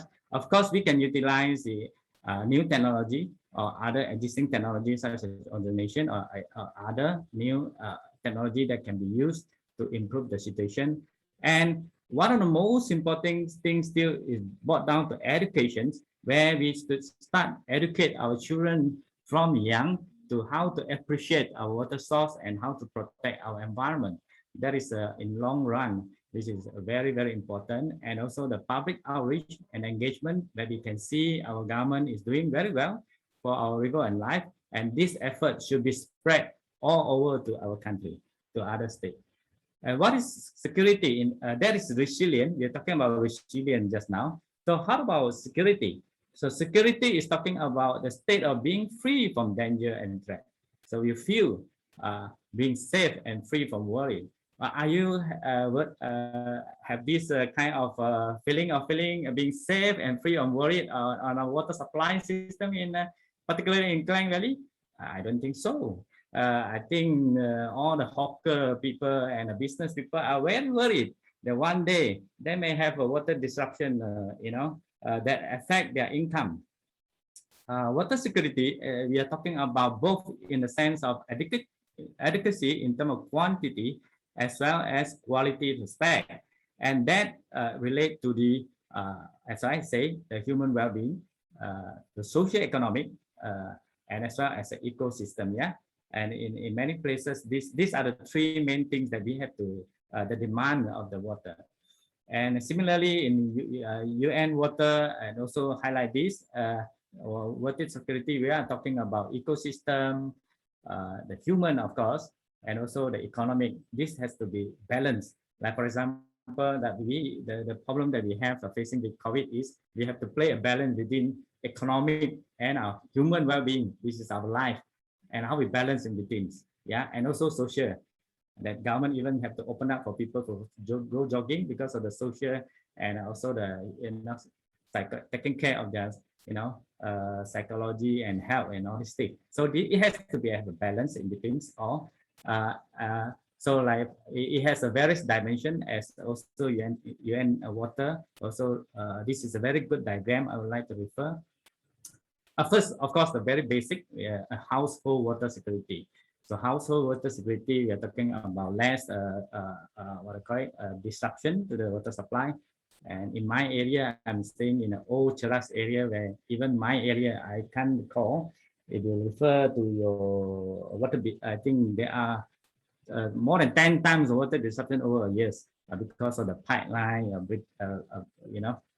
leakages and things like that, maintenance and things that should be improved. And urban water security, definitely being urban, we have a lot of these people staying in an urban area. The disturbance, the disruption should be kept to the minimum, and economic as well. And nowadays we already see a lot of places in Klang Valley, Sungai Langat area, facing water scarcity issue, where the industry will not be able to come in if we do not have provide a sufficient water for them. Environmental issue, we are facing it now. We can see Sungai Kim Kim, very serious issues. We have Sungai Selangor, very bad. Sungai Langat is already, I'm not sure whether it's class 3 or class 4. If we are not improving, it will be end up by a dead river in near future. Resilient to water security disaster. The disaster can be flood, like what happened yesterday in Yenn. If you have a water facility near the river, it may probably be washed away by this flood. So this is reported also early this year, and Dr. Jairura from UTM. Of course, I'm graduate from UTM in 1992. I will also promote UTM. They have this Center of Environment and Sustainable and Water Security, IPASA. They say we need a comprehensive long-term water security plan. Yes, we definitely need this, and we have to plan ahead of times. And government is aware of it, especially like for Sungai Selangor. We are trying to build more water treatment plant and more balancing reservoir so that we have sufficient buffer. Not that every time we have a little bit of water intake, not able to pump water, we have to stop the supply water to the public. That should be avoided, and government is spending a lot of money now to increase our buffer from the present 1% to 20%, and we hope that the work will be implemented as soon as possible, not only in Selangor, but in many other places in Malaysia, like Johor especially. I'm Johorian actually. Okay, and similarly, people of Malaysia are very worrying about water quality, and they want to see some changes in law so that we can regulate amendment on the law. We are as much as we want for the law of anti-hopping. This amendment of law on water quality, I think people of Malaysia are very looking forward that government can have formulate a certain law that they can control or improve the situation. And in terms what have we done? Yes, Malaysia government have done know that this is important to have the this water safety. And under the Ministry of Health since the 2010, we following the WHO recommendation, we have this water safety plan. And SPAN is now doing the improvement and updating of this guideline, and to ensure that a uniform and comprehensive water safety plan will be developed by all the operators and subsequently set up effective risk management, which is very important. As you say, resilience. We want to make sure that the operator are resilient to any kind of unforeseen circumstances, such as pollution to the water intake, the flood conditions, and things like that. So you must have a plan to handle this. Yeah. So safety, we are talking about safety of the drinking water as well as the quality of water. And similarly, we have to look into what is the potential if there is any flood damage. And we have to ensure also the sufficient source of water and any alternative, and also reliability of the power supply, and in all aspects from source to tap. Yeah, so that is what SPAN is doing now.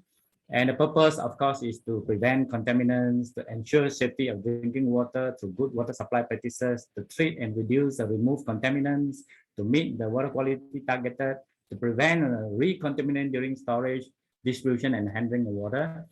And this table shows that we have, in Peninsula, we have a total of 326 water treatment plant and handled by various agencies, and the total capacity is there. And it is now SPAN is doing the review on the 150 intakes. I hope they can continue to review all other intakes that having problem, that potentially having problem. So that touch a bit on the civilian and security. I will straight go to the planning of coastal reservoir, reporting to you what I have been planned. Okay, this is a report by the UN Water last year, 2020, mentioning that a coastal reservoir as a water supply option for coastal city. Okay, I enlarge it and I will read it up. The reason why is it important, because our country, we are also a lot of population are sited at a coastal city, yeah, such as JB, Penang, Malacca, KL, and all these things, Kuantan, Wanam. So he say an emerging solution to the water supply problem of coastal mega city is the creation and the use of coastal reservoir.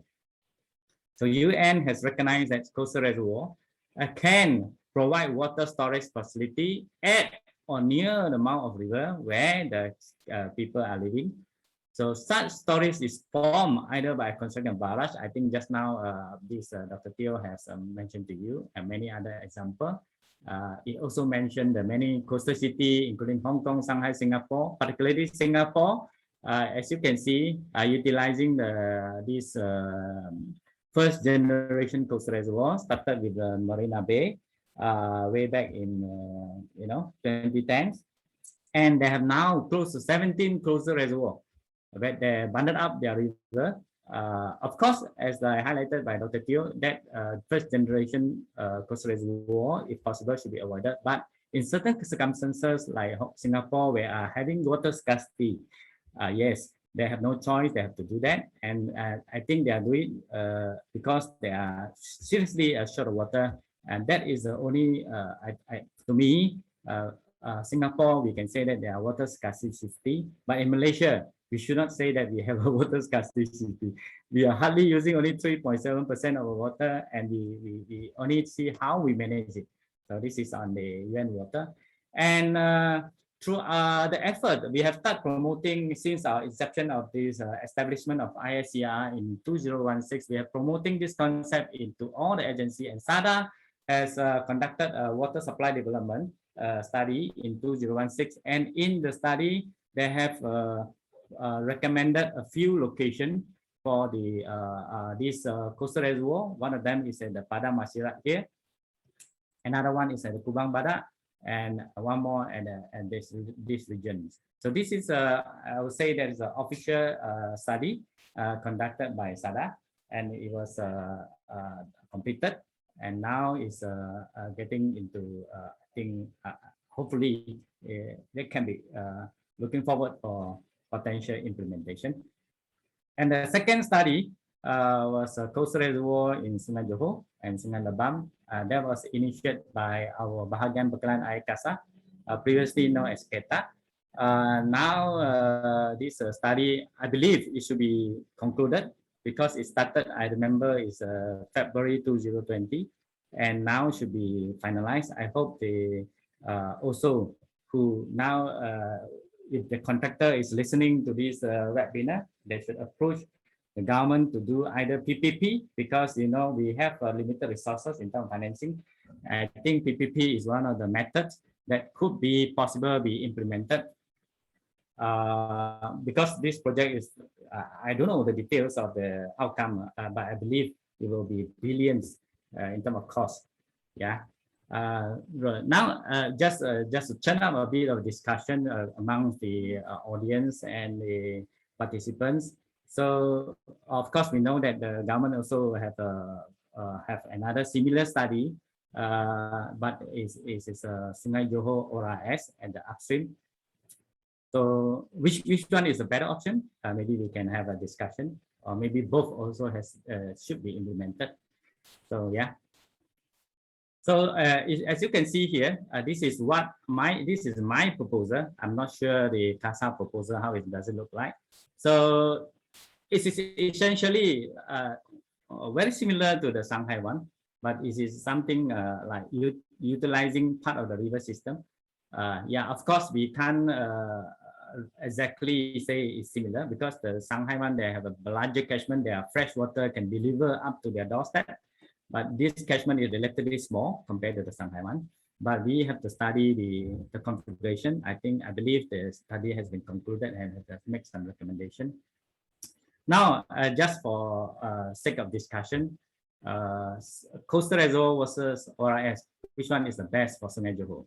Okay, I am also promoting ORS for the reason being, if the storage, like for example, if the storage is a natural storage which is already there, like existing pond, existing ex-mining pond, I think the first choice is always ORS, because you are utilizing the existing facilities.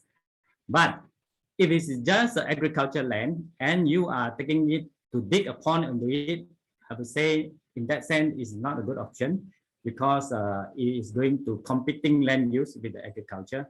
And definitely in terms of land acquisition, you have to acquire the land depending on the price of the agricultural lands in the area. Just taking an example, if the same scheme of 600 hectare here, one of the coastal reservoir, well, assuming that the land price is 5 ringgit per square feet, I think this is a reasonable estimate, but depending on the area, as I say, that 600 hectare will cost you 300 million. And compared to coastal reservoir, basically almost zero cost with the permission of the state government. And secondly, your loss of production. If you are using an ex-mining pond, then it's fine. But if you are taking away the agriculture area, like for example, you're taking away the oil palm plantation, for example, a 600 hectare over the 100 year, assuming that the life of the design of the system, that taking an example of now the fresh fruit price of 500, but actually now the prices are higher, 750, but they're taking average, let's say 500 ringgit Malaysia, because sometimes it dropped below that. So that will translate to a 450 millions of income losses. And that is in terms of dollar and cent. How about the loss of the working opportunity, and all that, and subsequently the economic change. And also, if you're talking about crude palm oil yield, that translates to a few 700 over million of losses. And in terms of long-term loss of income, you are losing billions of dollars. So yes, the coastal reservoir may be slightly more expensive compared to ORS in terms of the capex, but in long run, talking into the economic, social, and the social, we are talking about loss of the income to the farmers, and the loss of the working opportunity. The economic, we are talking about loss of production to the state over the long times, and environment, you are converting this agricultural land to a water body, then you are talking about loss of fauna and flora in such a huge area. We are talking about 600 hectares, is a very big area, if you can imagine, yeah. So this is the talking about Sungai Johor, maybe, and also if you are constructing a coastal reservoir or something like that, the risk, in terms of they say that there is a band bridge or what, the risk is very minimum. And comparing to if you are building a ORS, that you will probably build a band up of probably 5 meters or so. If the band is breached, that will subject the surrounding area will subject to a risk of flooding. So this is, in a way, is more superior compared to ORS. Yeah, and second, the third one, I would say, the third coastal reservoir, this Pulau Barrage was also proposed. Feasibility study was also commissioned by CASA in years 2020, also starting almost similar like the Sungai Johor one. Also is coming to almost the end of the study, but this is the, if your people are familiar, you can see this image here. This is Sungai Pulai, and we are looking into possibility of having a barrage here.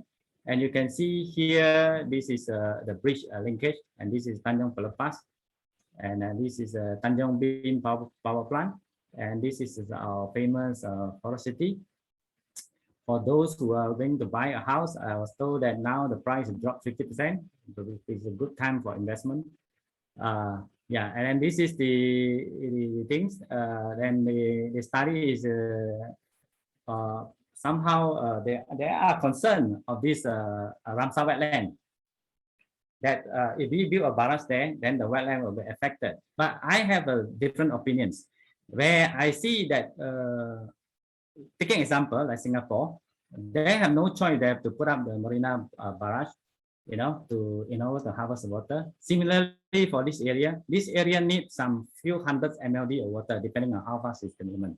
Maybe in the range of 300 or 400 or 500 MLD.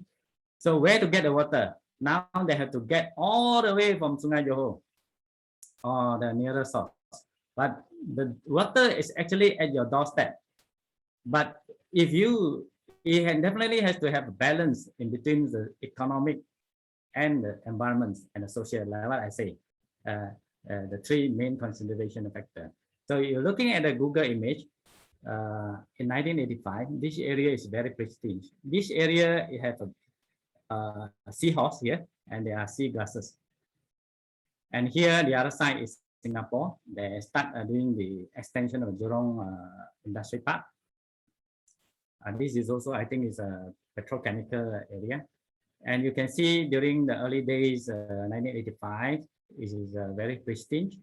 I think I studied in UTM graduate in 1992, 1990 to 92. I'm here.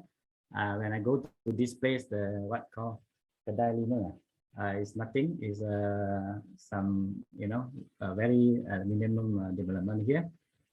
And you can start. We have this Tanjung Bin here. So again.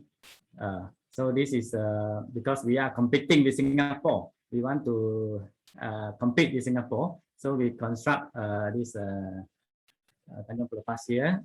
Why? Because of the natural location and all this consideration. So we have start development. Then now 2020, you can see the development of Johor. Last time is here. And this, you can see this part is more like the Danga Bay area and also the Bukit Indah. And now the development is already spreading into this region, where like the Medini, the Horizon Hill, this what I call it, the Legoland here, and the Edu City, and all these things. And with the bridge linking up these two, I would expect this development will overspill to here because of this bridge development. So sooner or later, you may also end up having problem like, this is this area will be sooner or later been taken up by the developments. And you can see here we have a very big golf resort being developed here, very large scale. My estimate is another 20 years down the line, this area will be fully developed like this side.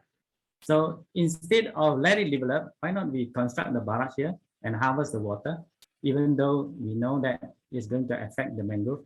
But the mangrove will still transform from the fresh mangrove to the seawater mangrove. But of course, we have to get this specialist, the mangrove specialist, to come in to study how can we balance between the environments and the water demands, things like that. Okay, in terms of we also know that there is a study by Badan Kawasan Air, BKSA Malacca. I helped them to prepare the term of reference, and this study has been commissioned since I think Q1 of last year, 2020, and I believe now should be come into the tail ends of the final stage of the study. And I think the study also, if you look at the river basin, I believe there are certain coastal reservoirs can be implemented. And I hope we're looking forward to see some of these coastal reservoirs being going into from the feasibility study into next stage of the implementation. And that's where the opportunity of some of you from the conductor, they can approach the Malacca government to help them to implement this thing. And I was told also the MADA also ongoing conducting a feasibility study of coastal reservoir for irrigation purposes.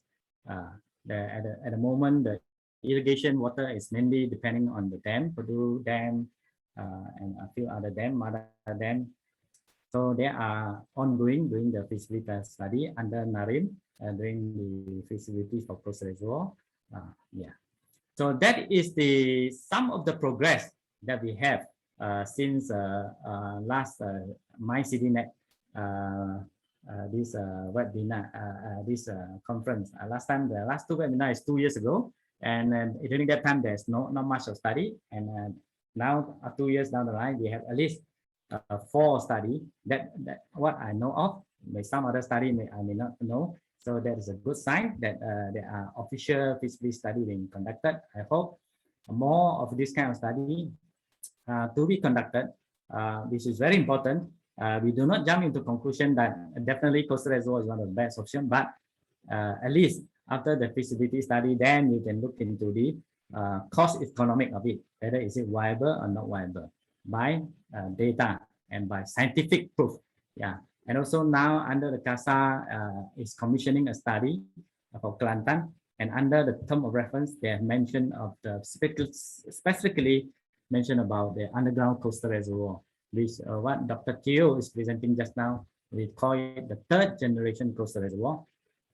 And we would like to highlight that this for Langkawi, NARIM also did a study, and NARIM have reported that for Padang Masyarakat, there are huge resources of groundwater, which I think the concept of 3rd generation coastal reservoir can be integrated to come up with the best option. Yeah. So, and then talking about that is ongoing. How about the potential use for other area? I will touch up very quickly. So definitely Penang can be solve the problem using the coastal reservoir concept. Instead of the concept of transferring water from the Perak, my opinion is before we borrow money from others, we should look at, we should build out, look at how much we have and utilize and manage it, right? Because borrowing from others, you have to pay in the first thing. Second thing, you have to look at their, their face, whether they are friendly to you or not. Yeah. So that, and then in terms of capex, definitely, because of the distance, it will be going to be more costly, which involve pumping and things like that. Which is definitely not so economical if you compare that if you develop your own water resources. As I mentioned, we should develop it into zoning. Like for example, this Penang northern area, we should look into the zoning perhaps some of the coastal reservoir that can share within the state.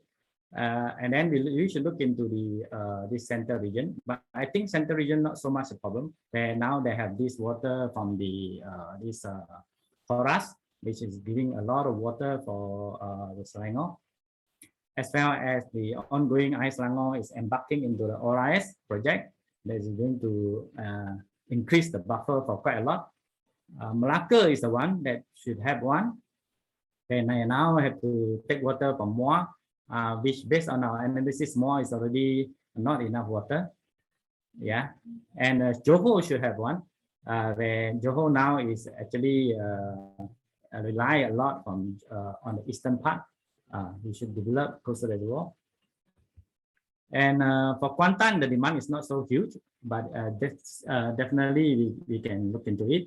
And the Kelantan, the demand also, we're talking about 500 to 600 MLD. Definitely the surface water will be more than sufficient to be utilized instead of looking into coastal reservoir. So I say it's less priority for Kelantan, but the underground coastal reservoir maybe can be what I call it, can be explored as a complementary. Yeah, for Sarawak the same. We shouldn't talk about interstate transfer, interbasin transfer, whereby you have some 3,000 to 4,000 mm rainfall. If you were to study the individual's catchment, perhaps you would only utilize 1 or 2% of the water availability to you. And what is I can't see the logic or the common sense behind that you need to borrow water from the neighboring basin. That obviously is going to be more costly in terms of capex. Yeah, of course, all these things have to be put into a report and put up a proper cost-benefit analysis. Similarly, for KK, well, the proposed Papa Dam has been there for many years. I think more than 10 years, if I'm not mistaken. And we know that the tremor is on. We have earthquake threat. You know, definitely the Papa Dam is not the one that we should look at. We should look at the coastal reservoir as a strong alternative to the this Sabah. So these are the few potential applications in terms of to meet the domestic demand. Another area I would like to promote is we should look into also water reclamation. We know that a lot of industry areas are located near shore. We should start look at how, instead of letting this discharge to the river and pollute our river, I think IACRR normally they don't like to hear this word. The discharge pollute the river, but the fact that is a fact because a lot of river we have this carrying capacity, and some of the river already, even with the standard A limit, is going to be a problem if we continue to allow standard A to discharge into Sungai Langat, Sungai Kleng, Sungai Penang, and all this is definitely going to, our water quality is going to deteriorate. So instead of discharging, we should promote, let this harvest this industrial recharge and treat it, and it can be integrated into the coastal reservoir concept by harvesting all this discharge. For example, Pasir Gudang area, we can have a coastal reservoir, let all this industry water discharge to this coastal reservoir, and we can filter the water by constructing wetland and other technology, and recycle back and sell it back to the this industry people.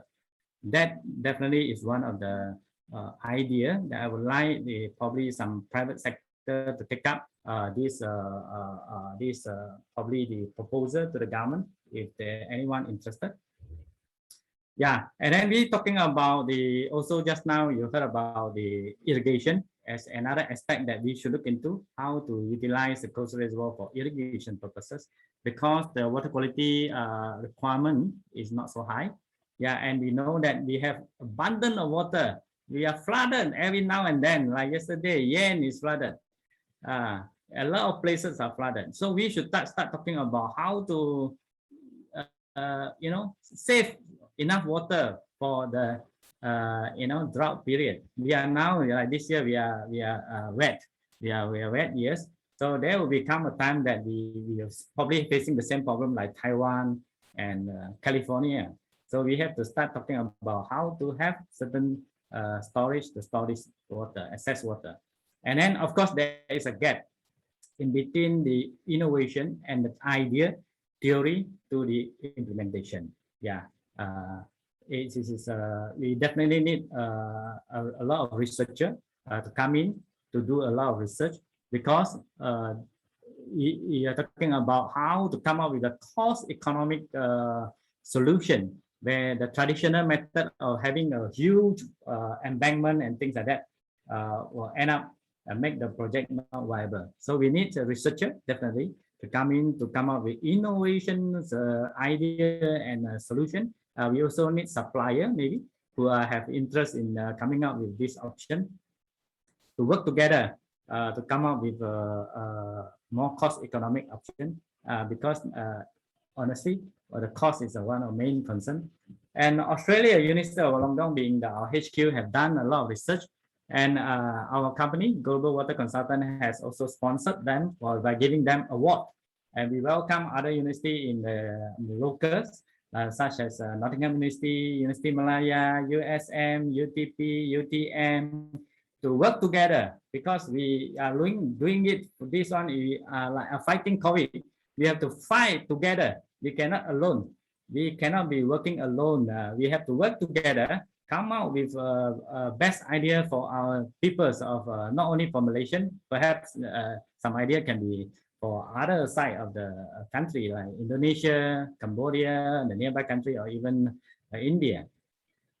So I think we have to work together to come up. We do continuously doing research. Yeah, so this is one of the research that being done by University of Wollongong. Master thesis completed recently, talking about water quality. And for information, Shanghai is now embarking into second coastal reservoir on the planning now. So yeah, and Australia, this is another PhD thesis. Studying the feasibility study of coastal reservoir at Brisbane, and to me, Australia having a much less rainfall compared to us. They are having about 700-800 mm of rainfall a year, and most of the population is siting at the coastal, like for example Brisbane, Sydney, Perth. Yeah, all these are coastal cities. So I think coastal reservoirs suit well for Australia. And I'm looking forward, and also I would like to also introduce to some of you that are still new to the IACRR. IACRR, this is our website. Feel free to log in to view the website. And we established in 2017 January incorporation. Inauguration is in Kuala Lumpur in August 2017. So we are a non-profit organization. We a bit different from other association. We are not so much research oriented like IACRR. We only focus on the researcher. We actually more toward implementation. We welcome engineers. Of course, we still need researcher and scientists as I say, to come up with innovation idea. We encourage the industry player, contractor, supplier, developer, agency, because being coastal development, as you can see, you know that the most attractive place is as a coastal region, where the land is also the most expensive. And also we can blend in the coastal reservoir with the coastal waterfront cities, things like that. Yeah.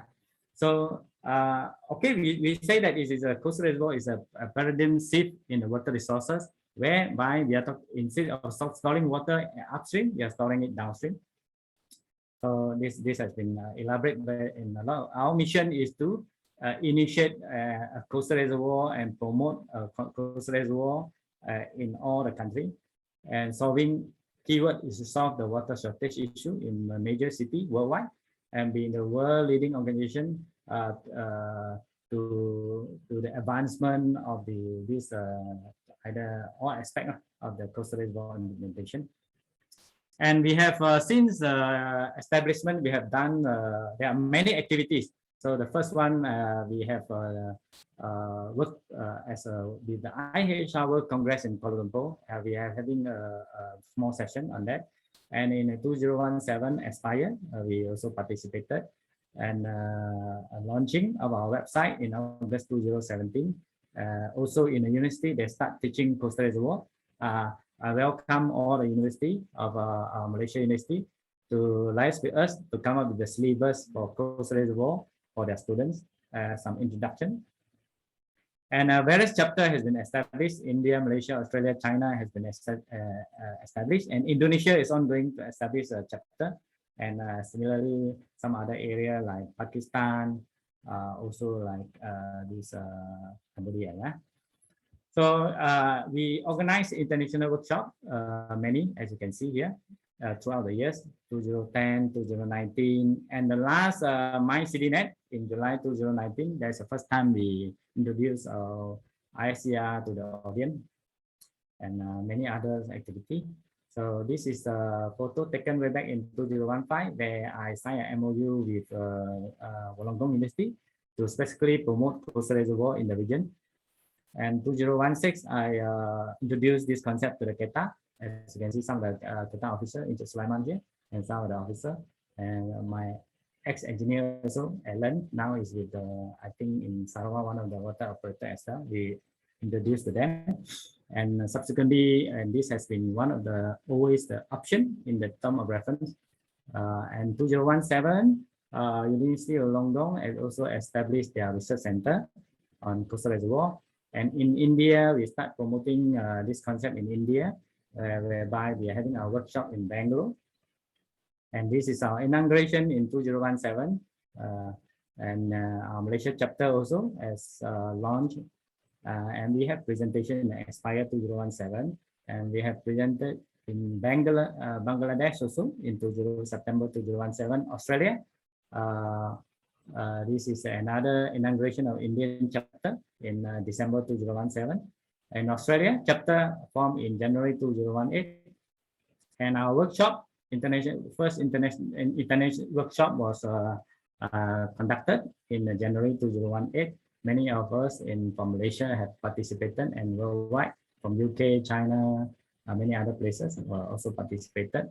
And this is we also able to gain their these ministries' attention to sign this kind of declaration to develop coastal reservoir in India. And subsequently, after that, they sent 2 officers. Australia have sent high-ranking officers to inspect the Shanghai coastal reservoir, Qingjiaosha reservoir. I welcome all of you to join our next year's conference to visit this reservoir. And we also conducted this workshop in May 2019. We have recommended to the Taiwan government to consider starting doing research in this for their to solve their water scarcity problem. In 2019. And this is the MyCDNet seed memory that we have. Very good MyCDNet in 2010, and one of the visit to our Blue Pond. Yeah, and we also presented this in Bali way back in September 2019 to introduce the coastal reservoir to Indonesia. And Indonesia, for your information, is embarking into a very large scale in the North Jakarta coastal reservoir now in the planning. And also our team has actively promoting this concept worldwide in India in this July 2019. And also Professor Yang have also presented and there is this a session on coastal reservoir in IACRR in Panama. This is in India, Visakhapatnam, somewhere near the west of Chennai. They also talk about climate change impact on water resources. And interestingly, coastal reservoir also attract the power people when they see the potential of putting solar panel on top of this coastal reservoir, where our neighboring country Singapore is embarking on it, and they managed to harvest quite substantial power for their water treatment plant. And that concept should be promoted. And last year, October, despite the pandemic, we are still actively promoting our have a lot of activity. In October 2020, there are very successful international workshop conducted by Indonesia government, and this is their minister, Ministry, Minister giving opening remark, and was participated by a lot of well-known speakers from all over the world, from Poland, Singapore, Australia, China, and this is some of the photo taken. And our present president, Professor Sitaram, is also now the what I call it, the Vice Chancellor for the IIT Guwahati. IIT is Indian Institute of Technology in India. This is one of the most famous institutions in this India. They're having this talk on hydro diplomacy, or talking about water scarcity and how to. Professor Roger have talked about how to integrate the water scarcity and integrate the modeling study for India.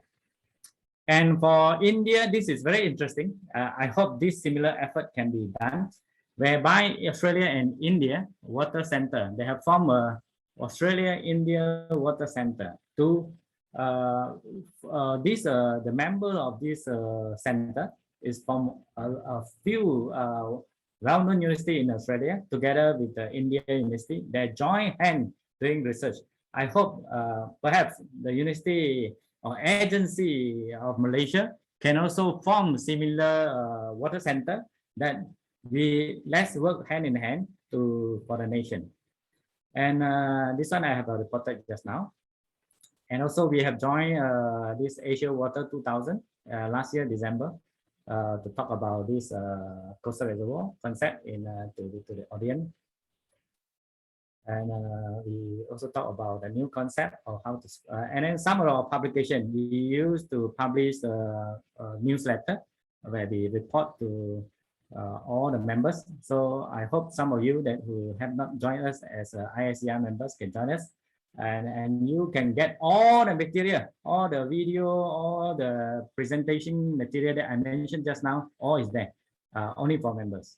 And we have also managed to produce books on publisher LCA on the sustainable water resources development using coastal reservoir. This is the first book of coastal reservoir being published, and is available, can be obtained in the LCA online. And this is our membership fees. For corporate members, is entrance fees is US 1,000 only for first year, and subsequent renewal fee is 500. And a lifetime members, we actually encourage a lifetime member, one shot, 150 USD, very affordable for many of you.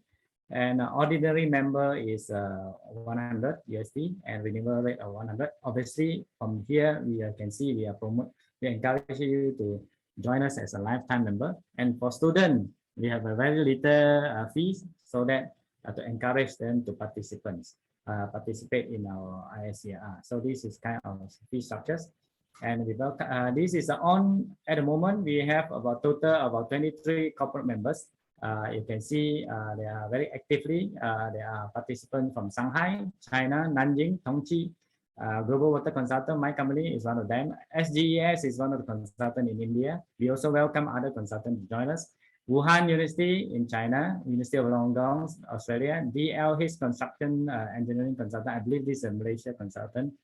Zhejiang Institute is Shanghai. SCMS is one of the financial company also joining us, because obviously, as I mentioned, a lot of this scheme is talking about billions of dollars. We need people of financial to come up with the cost benefit analysis and life cycle cost in order to convince the government to implement it. Sichuan University, Jiangsu, Jintalam, our local contractor, also joining us. One Ocean is also another contractor. So you see, we are very different from other associations, whereby we have people from various sectors to make things happen. One Ocean is also TNBR Research also joining us, talking about possible coastal reservoir implementation for them. India Institute, Dalian, Beijing, Ocean from China. Maverick is also another local consultant. YBIT is a local contract developer. Wuhan University, China, and we are looking forward for many of you who are listening to this to join us as a corporate member. And there are many benefits, as I mentioned. Of course, you get first-hand information. Like for example, you may get first-hand information of worth billion dollars of project by listen to my presentation. There's certainly certain opportunity there that we can work together. And lifetime member, there are discount on the courses, seminar, conference, newsletter, access to the newsletter and whatnot, books and things like that, right? So, and for student, definitely for your research, that's a good one. And this is our website. I welcome all of you to visit our website and join us as member. Okay, and also this is our paying method, very easy, can be by credit or bank transfer. And would like to welcome you to join our next year's first conference. Going to have it in Nanjing, a very beautiful city, ancient city, I would say, not far away from Shanghai by bullet train, very comfortable. Will only take you about probably 30 to 40 minutes, I can't remember, but I remember it's a very pleasant journey by bullet train. And after the conference, we will bring you to the Shanghai, and Shanghai is a beautiful city. You should visit the Shanghai Ban. Maybe you can bring your family to the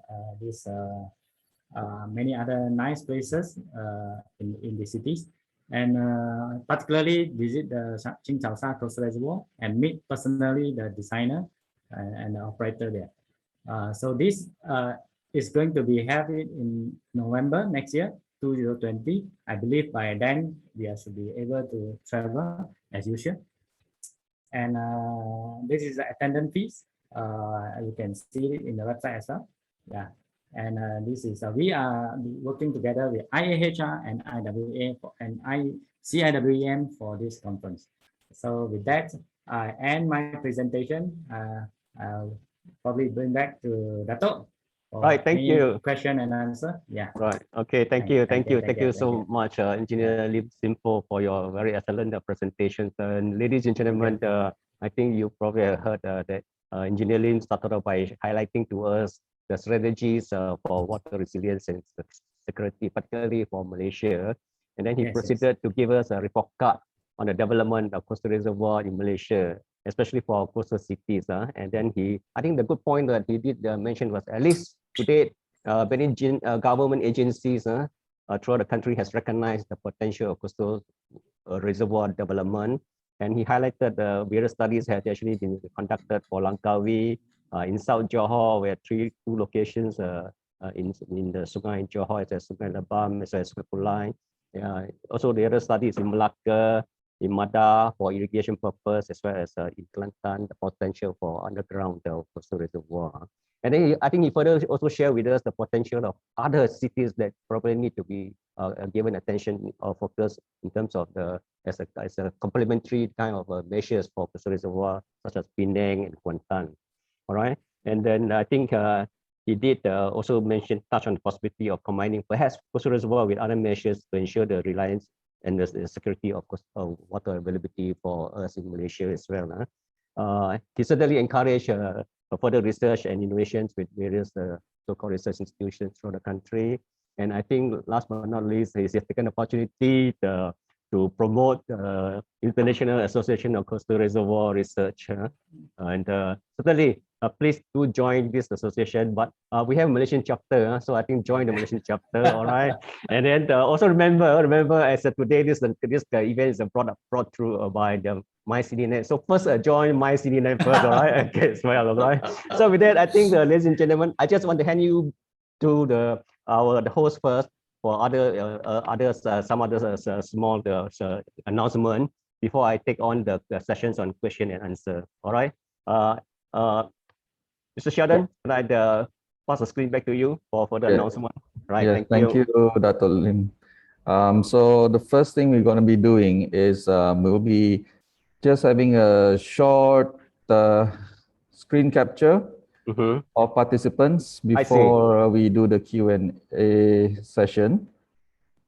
But before that, while things are still fresh in people's minds, I will put up a poll that has been suggested, and we would appreciate if the participants can answer the questions in the poll. So just let me get the questions up. There are two questions in there.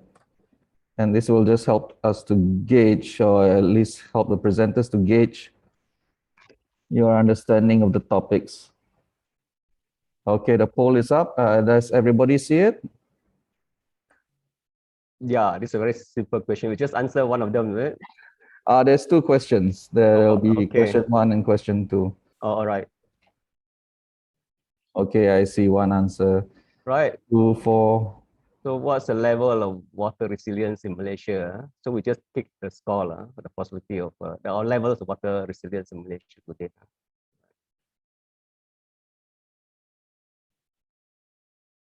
Great. So while we have the polls running, those who are on the chat itself, in Zoom itself, you can switch on your videos. I've enabled the videos to be started so that we can do a screenshot before we do the question and answer sessions. So let's see. Okay. Alicia, just let us know when you would like everybody to smile, stay still, or be ready for the screenshots. I think the poll needs to end first because it's like blocking the screen. Right. Yeah. I think let's finish the poll first. Is that right? Oh, what I did was I just minimized the poll down. Okay. I'm not sure whether you'll be able to see the same thing also. But it's okay. So if you want, let them finish first. sure, great. So we have for question number 2, we have. Is there the result for number 1? What's the result overall?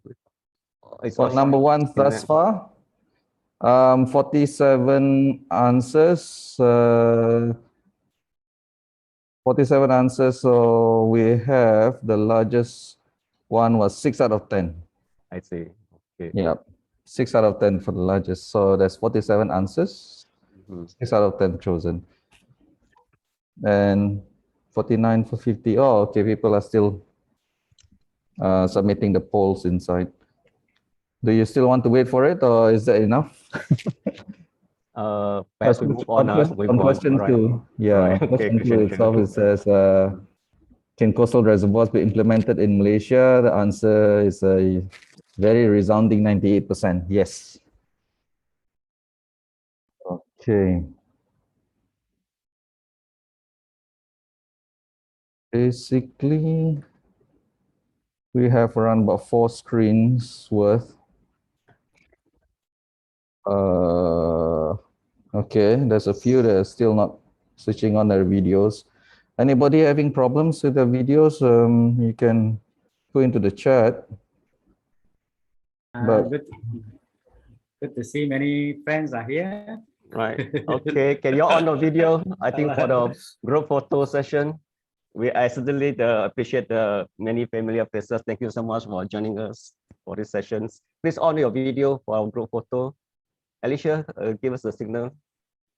Yeah, still waiting. They're coming one by one. Okay. We are certainly like to have everyone on board.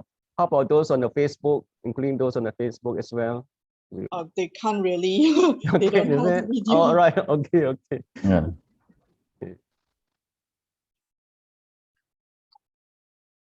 Okay. Still coming on. Okay. So while waiting, certainly from the pool just now, we have a very resounding response in terms of the potential for having so-called development of coastal reservoir in Malaysia. So yes. I think to both our speaker, Dr. Teo and Engineer Lim, certainly I think he did a good job in the so-called persuasions or the sort of convincing part that coastal reservoir certainly will be the way forward towards our future so-called water resilience and security in the country. Yeah. We have to work harder, and we obviously we welcome all of us work together for our future, for our children. Actually, we are working it for our children. Right. Okay. Okay, are we ready? I think I think that might be all already. There's still a few more videos that's not switched on, but if you want to do the first few, it's fine. Yeah. Okay. Just keep smiling. All right. Okay.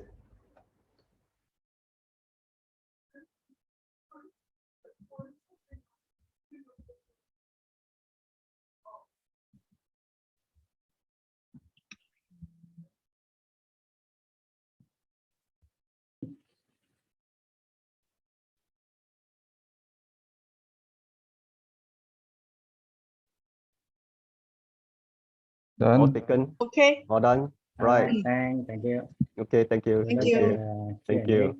So let me then Right. move on to the question of Q&A sessions as what I think we have requested that all the Q&A will be based on the what's available within the chat box, or those who are following us through the we call it the Facebook will be based on your questions through the Facebook. And let me first address a few questions that I have received on the Facebook. All right. Okay. And there's questions on Facebook to our first presenter, Dr. Teo.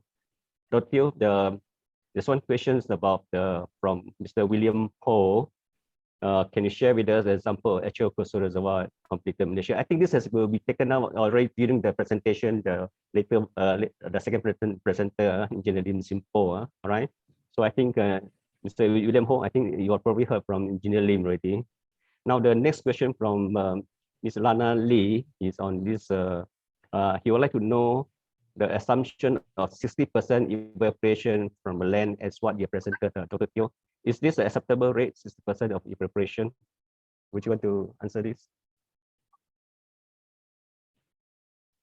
Thank you, Dato, and also thank you for the question. Dato, can you repeat, because just now I didn't hear clearly. The questions are from Lana Lee is she would like to know the assumption that you mentioned 60%, in one of the slides, 60% evaporation from land. So is this a acceptable figure or rate? Oh, actually it's not 60, it's 60%, but it's 60,000 cubic meters. I see the figure, not percent. So that is the figures, the assumptions. Okay, percentage about 40 over 40% yes. around there. Yeah. Right, okay, Yes. thank you. All right, I hope that answered the question, Ms. Lana Lee. Then she went on to ask also, what is the current thoughts on using recycled water to supplement fresh water? I think this has also been addressed also by the I think both Dr. Teo and also Engineer Lim as well. Yes, Engineer Lim, you want to elaborate further? Yeah, particularly like, for example, we can see that CASA now is promoting. I think IACRR in a way also has signed certain agreement with the government or state government in doing this. I think this is a good way forward there, because the effluent discharge is tremendous, the amount. And if we will let it discharge into the river, for example, even not only the industry, like for example the sewage treatment plant, for example Penang, the Jelutong sewage treatment plant. You can see just now the photo also. You can see from the Google image also. This standard A, no doubt, is compliant with the standard A, but the color and all these things, the people's perceptions. When they see black color, that means you can't tell this is a water that is compliant with the standard. The perception of people that is polluted. So in a way, instead of let it discharge, I think we should harvest it and recycle it back. And also in a way, it will reduce the stress of the demand on the domestic, because the industry usage is much higher as compared to the domestic. Yeah. Right. Okay. Thank you. So I hope that answered the question. Certainly, I think all measures will be actually considered. I think that even the reclamation or recycling of water as well. All right. And certainly, what I think our two eminent speaker has proposed today is actually looking also the potential of coastal reservoir. Right. Let me move on to another questions also. Since actually we are on the looking at the questions from the Facebook. If I can jump to also the questions for Engineer Lim, the question is that how will issues related to emerging pollutant be tackled? While biological pollutant may degrade what about pollutant? They are persistent. They will just accumulate in the coastal reservoir. Engineer Lim, would you like to address this from Facebook? Definitely, this is the challenges. But taking example like the Shanghai, the Qingchaosha Coastal Reservoir, that is Yangtze River. Imagine you can find anything you want in the river. You're talking about level of pollution. It cannot be worse. I would confidently say even our water quality is not so good. I think the worst also cannot comparable, I would say. But if they can solve the problem, why can't we? So it's a matter of separating the bad quality water, the concept, with the good quality one. So if you know the hydrograph, if you study the hydrograph, the first flush is the one that is dirty. So subsequent one, you can have good water. And then in Shanghai, how they do it?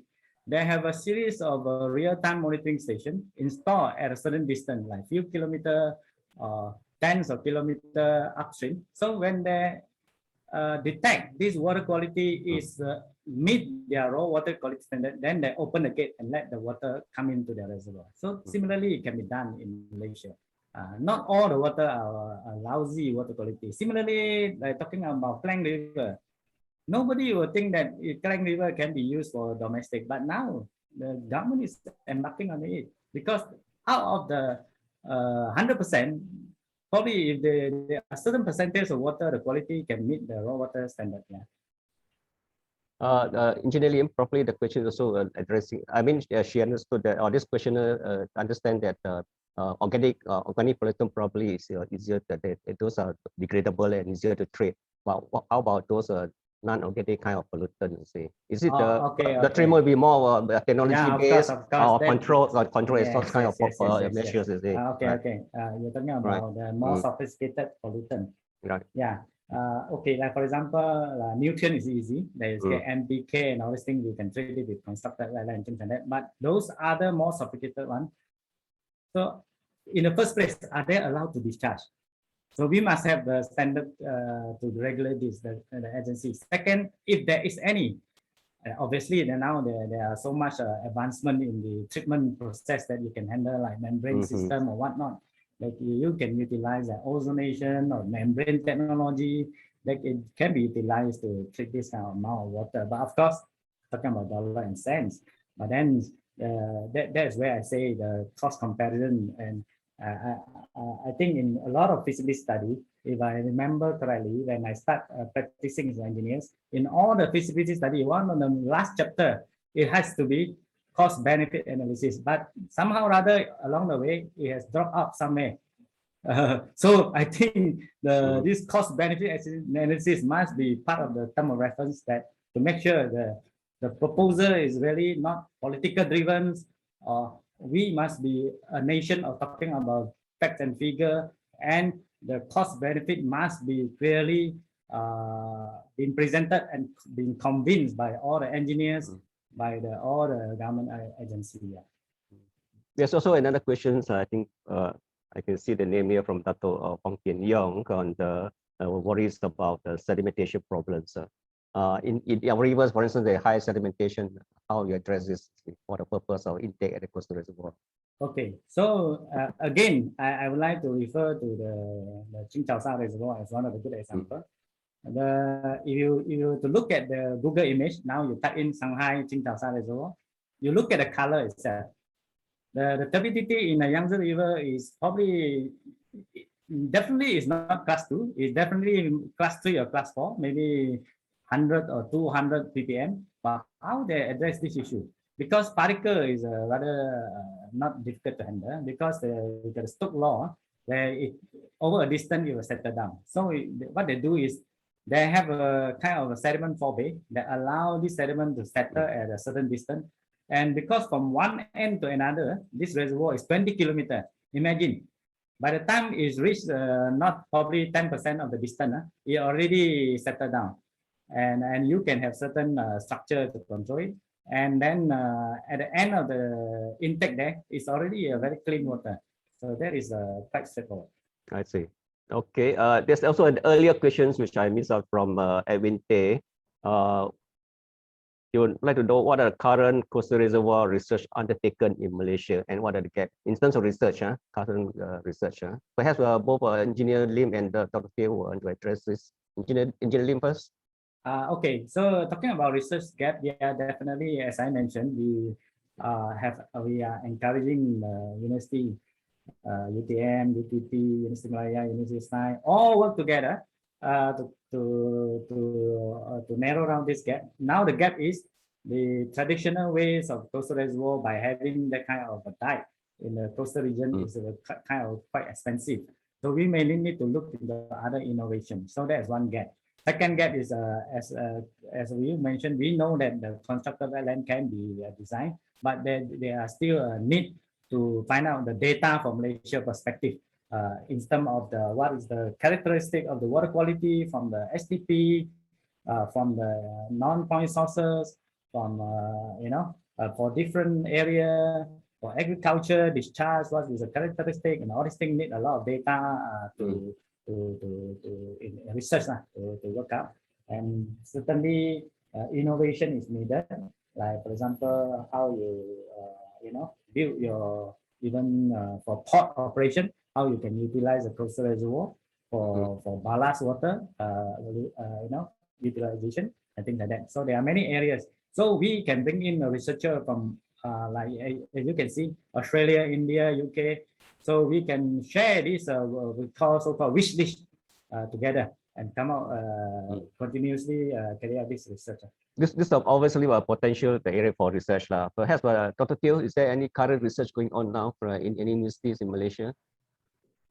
Yeah, thank you, Dato, and also thanks for the questions. I think this is a very good questions in terms of research gaps here. We have many things need to do, as I mentioned.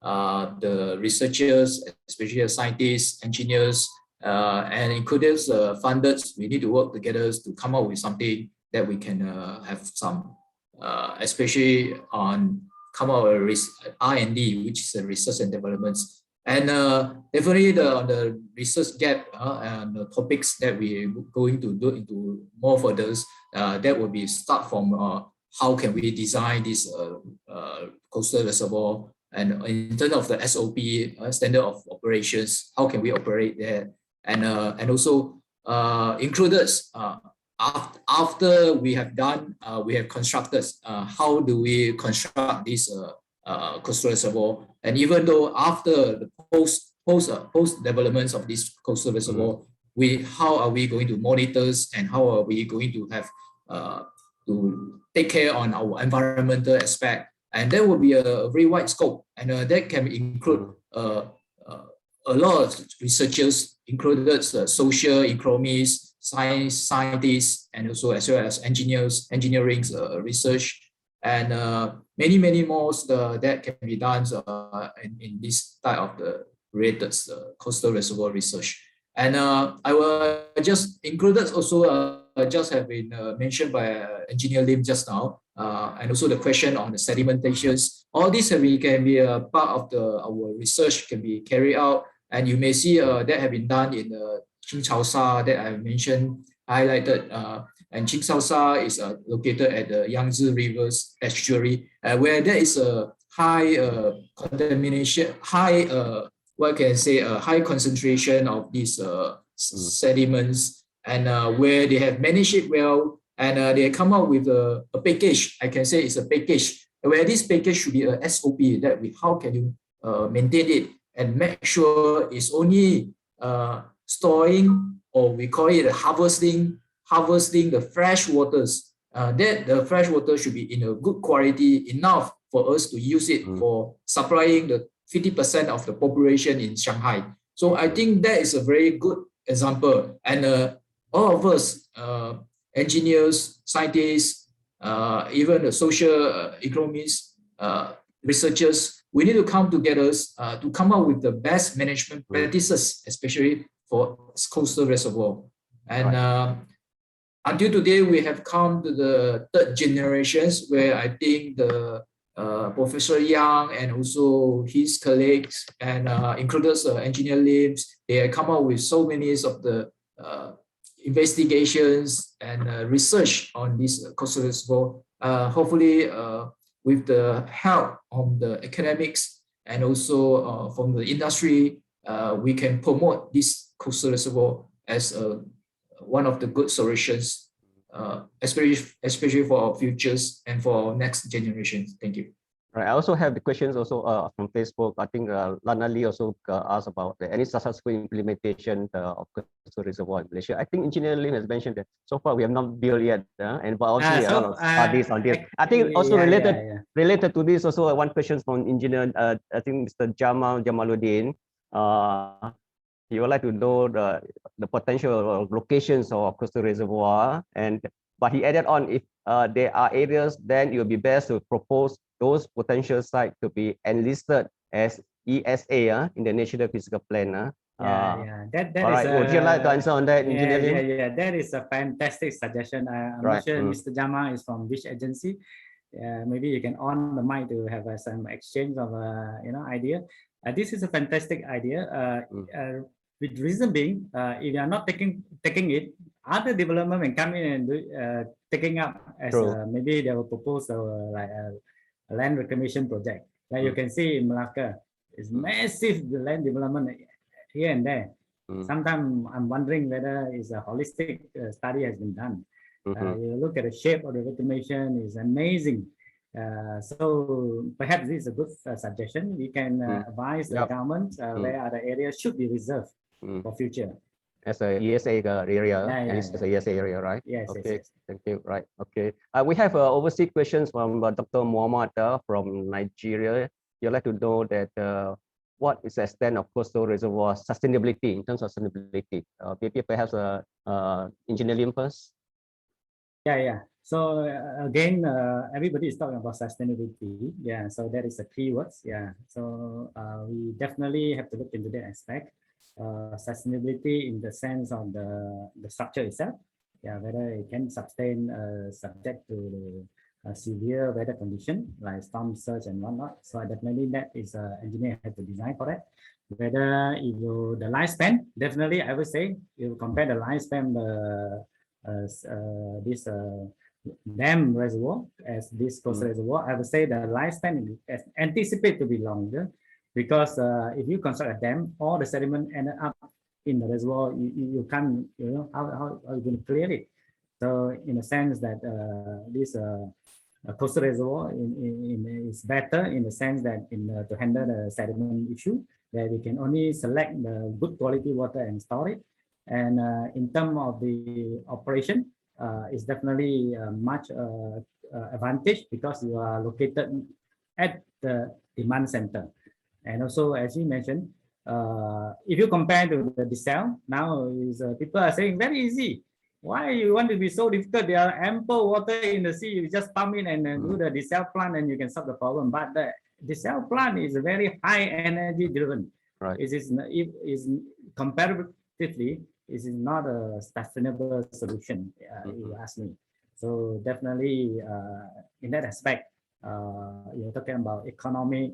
In terms of the land use, we are not competing with any land use. We are actually making use of whatever we have.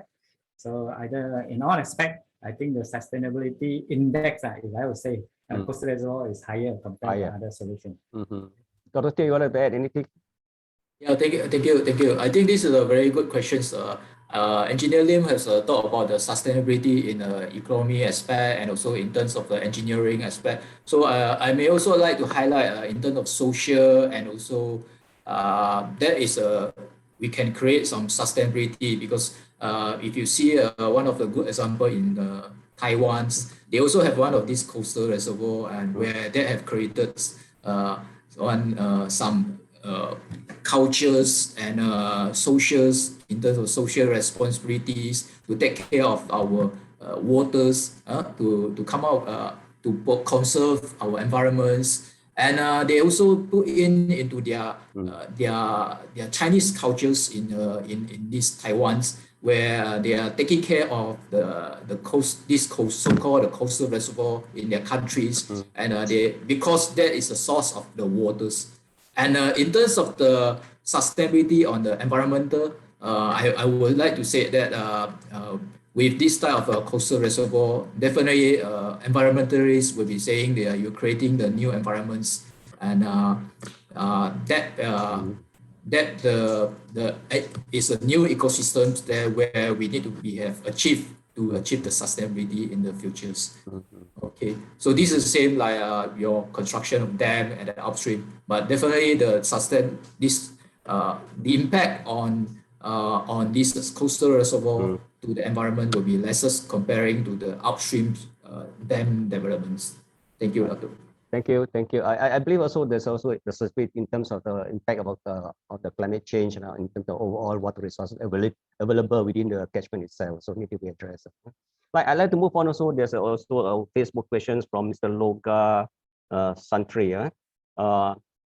You'd like to know the challenges of coastal reservoir in terms of salt transportation or seawater intrusions. Is this deemed to a very serious threat, and how does this differ in the Malaysian context? Can you also explain if there's any difference between water quality of coastal reservoir versus ORIS affiliating to the treatment costs of both systems in terms of how it affects the treatment costs? So I think more on water quality, and then also in terms of salt seawater intrusion. Engineer Lim, would you want to address this? Okay, so this is quite straightforward for salinity. Each of the river basin, we have to study the salinity intrusion. The saline profile, where is the place that's suitable for you to take the water. That is the first thing. Because different seasons, they have a difference, because sometimes the fresh water can move very far downstream. So you have to do very detailed hydrodynamic modeling to understand how this water move from time to time. Right. Taking example for the Qingtaosha Coastal Reservoir, after their research, they found that over 365 days, there are only 59 days where the fresh water doesn't go to their intake, the doorstep. So similarly, for all our river, we have to study this to understand the saline characteristic first. Then only the engineer or designer will decide where is the best point for you to take the water. And for the reservoir itself, is the saline water is basically you are storing a fresh water in the reservoir, but outside is a saline water. So the density difference, so that one we need to do a detailed seepage analysis to make sure how are we going to separate out this fresh water to the saline water out there. So that is not difficult. That you can be easily designed by the engineers. Engineer can engineer that. So we are engineer. Leave it to us. We will solve it for you. Yeah. Dr. T, would you like to? Yeah. Sorry. Yeah. You want to answer for that? Yeah. Talking about water quality, as I mentioned, we are not. You don't store the bad water quality one. You decide where you want to store your water. And also the timing of it, very important. Yes. Because as I say, at the moment we are only utilized 3.7% nationwide, including all the dam. You have balance of like Dr. Teo presented, many percentage. I would say maybe 80% is still discharging to the sea, depending on the river basin. So you decide, you take the best out of it, you store the best water quality by having this real-time monitoring station to monitor. Dr. Teo, perhaps from the, I think, research point of view, is there any kind of studies or physical or modeling that is necessary for this kind of studies? Yes, definitely. I think, Dato, we need to have a lot of studies, investigations to look into all these aspects.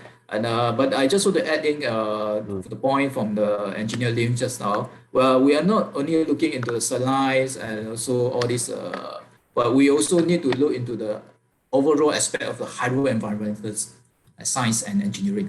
Hydro-environmental engineering, which is included the hydrodynamics, as mentioned by the engineer Lim just now, the hydrodynamic of the river systems, and also in terms of high environmental aspect, which is on the overall water qualities and environmental aspect. And that we should master it.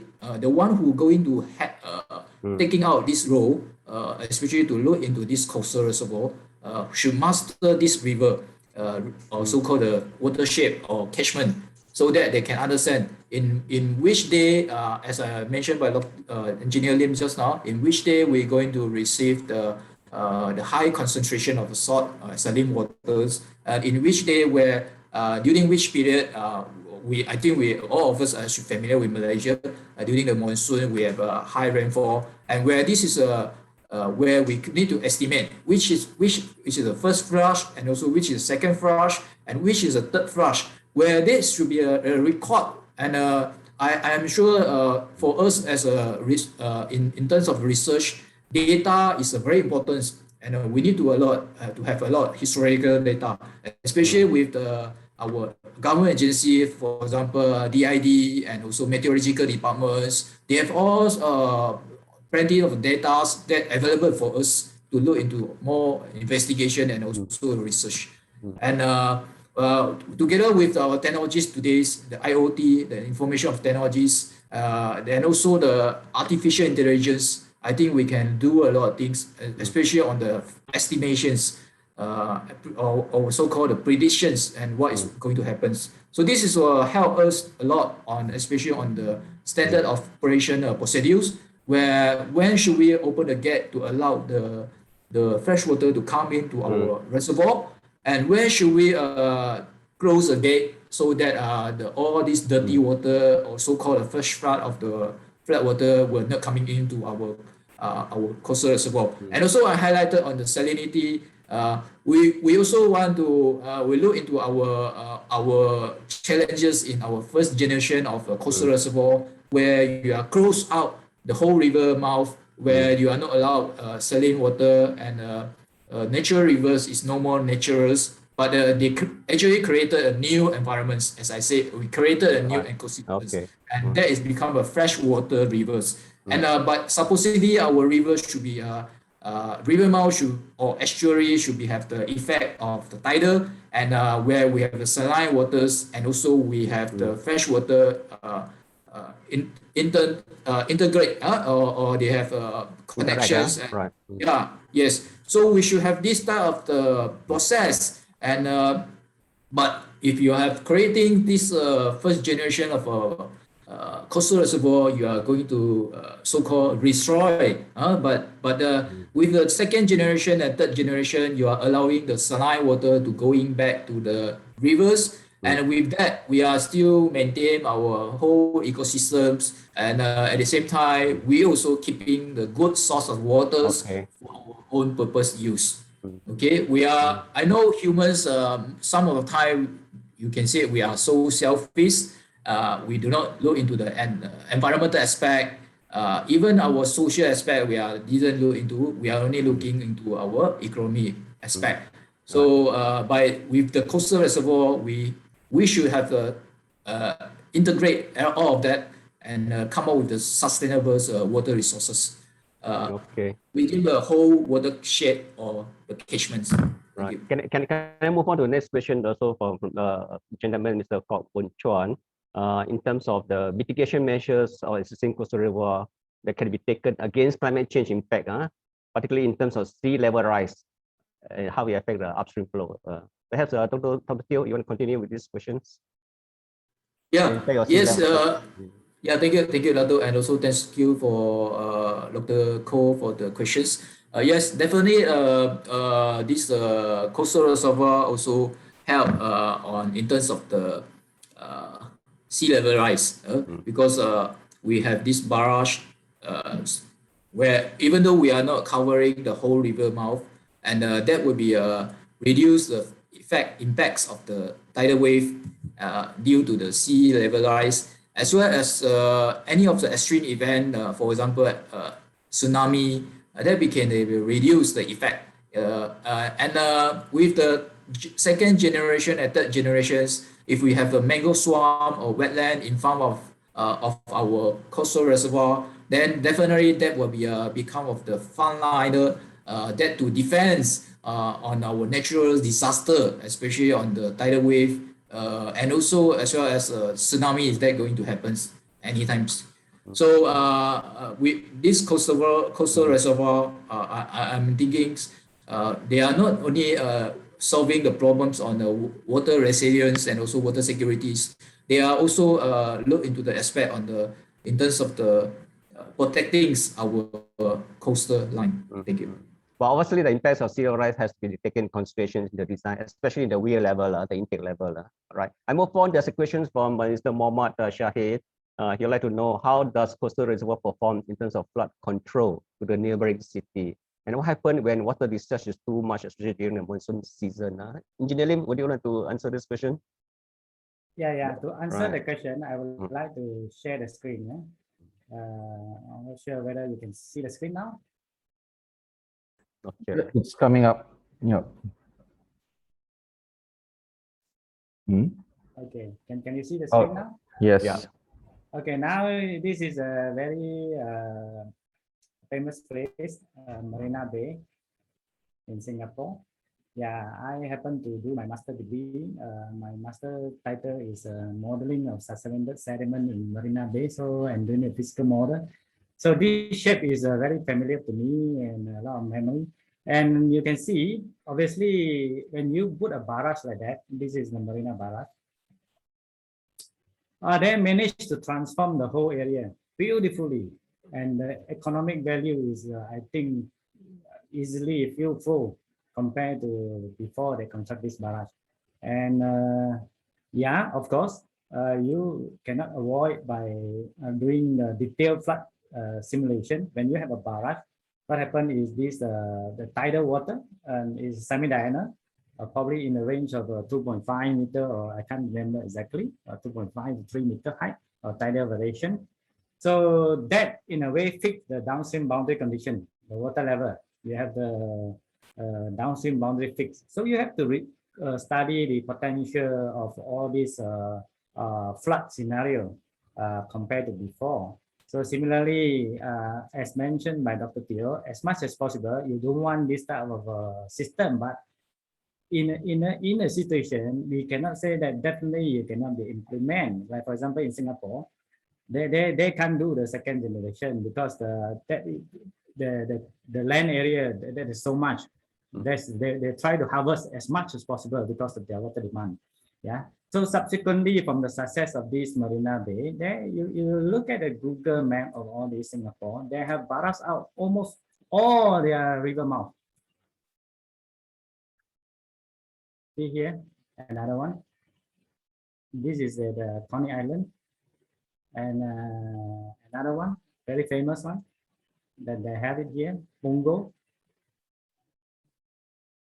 And what they do by having so, they managed to convert this area become a very famous place for the people for recreational purposes.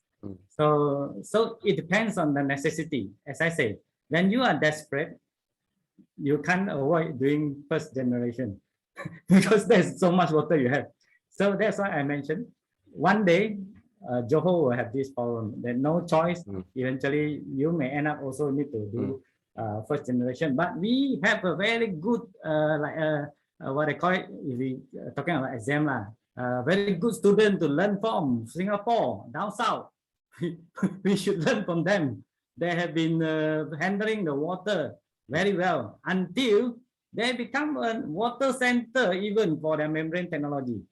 And the founder, one of the initial investor is from Singapore, is actually Malaysian. So we have so much to learn from Singapore. They are one of the what I call it good student I mean in this aspect. You're involved, right? Engineering, you also involved with your hand in it, right? On this marina. Yeah. It is the Yishun Dam, you know. Right. Okay. And then now they're already embarking into the solar, putting solar panel on all this reservoir. And this is the woodland area. This you see, this another reservoir. Okay. They're putting up. I think Kranji. Right. Yeah. Okay. Okay. Engineer Lim, link with this. There's a question from Lain Abdullah, but she said her name is Asnor. He'd like to know that these two proposed coastal reservoir in Malaysia, the one in JB, and I think the Sungai Johor and Sungai Lebam and Sungai Pulai you mentioned, right? Perhaps also the one in Malacca as well, right? Is there possible that is it possible that these two proposals need to be evaluated by another further party or further the so-called evaluations, even though the study has been carried out? Yeah, definitely, because that is only feasibility study. Yeah. So so I honestly I don't know the outcome of the study because I Right. believe it's already the final report stage. Right. So definitely as I say, one of the main important technically I don't see there's any reason on any reason that only thing that how much water you can get. Right. I think is the cost economic, whether is it viable or not. So is a cost benefit analysis has to be thoroughly examined. Compared to other measures, right. I believe this officers probably have the information. That's why I'm asking this need for the evaluations. Similar to these questions on about feasibility study, Engineer Lim, Lana Lee also like to know. Normally, feasibility study take about more than a year, or perhaps even up to 2 years. She's asking consultancy questions. Any way to shorten this kind of study usually so that we can progress faster? How to shorten? Usually, most study take about 2 years. Any way to shorten this kind of studies? So this is a question, typical question. Now people like to rush into it. Don't rush. You have to do it very thoroughly because something you done cannot be reversed. So it's like I always answer the question to my client. It's like you're doing a pregnancy. You need 9 months. If you do it at 7 months, your baby may not be perfect. So that is my typical question to the answer to them, because and everybody have 24 hours. You cannot have 25 hours. So, of course we can expedite in by having proper planning, but at least we start first. Like now we are good after the 2 years of our promoting. At least already a feasibility study done. So I think feasibility study is very, very important before you jump into any conclusion. Perhaps we could be referring to the things like pre-feasibility study or desktop study that can cover a shorter period. And maybe that if it to be done, must well do it a nationwide kind of a studies for the whole nation as well. What do you think? Can. Yeah, can. Maybe. Right. I'd like to take one more. Looking at the potential of coastal reservoir throughout Malaysia itself, and there's another questions on the chat box. A chat box from AK Mohammed.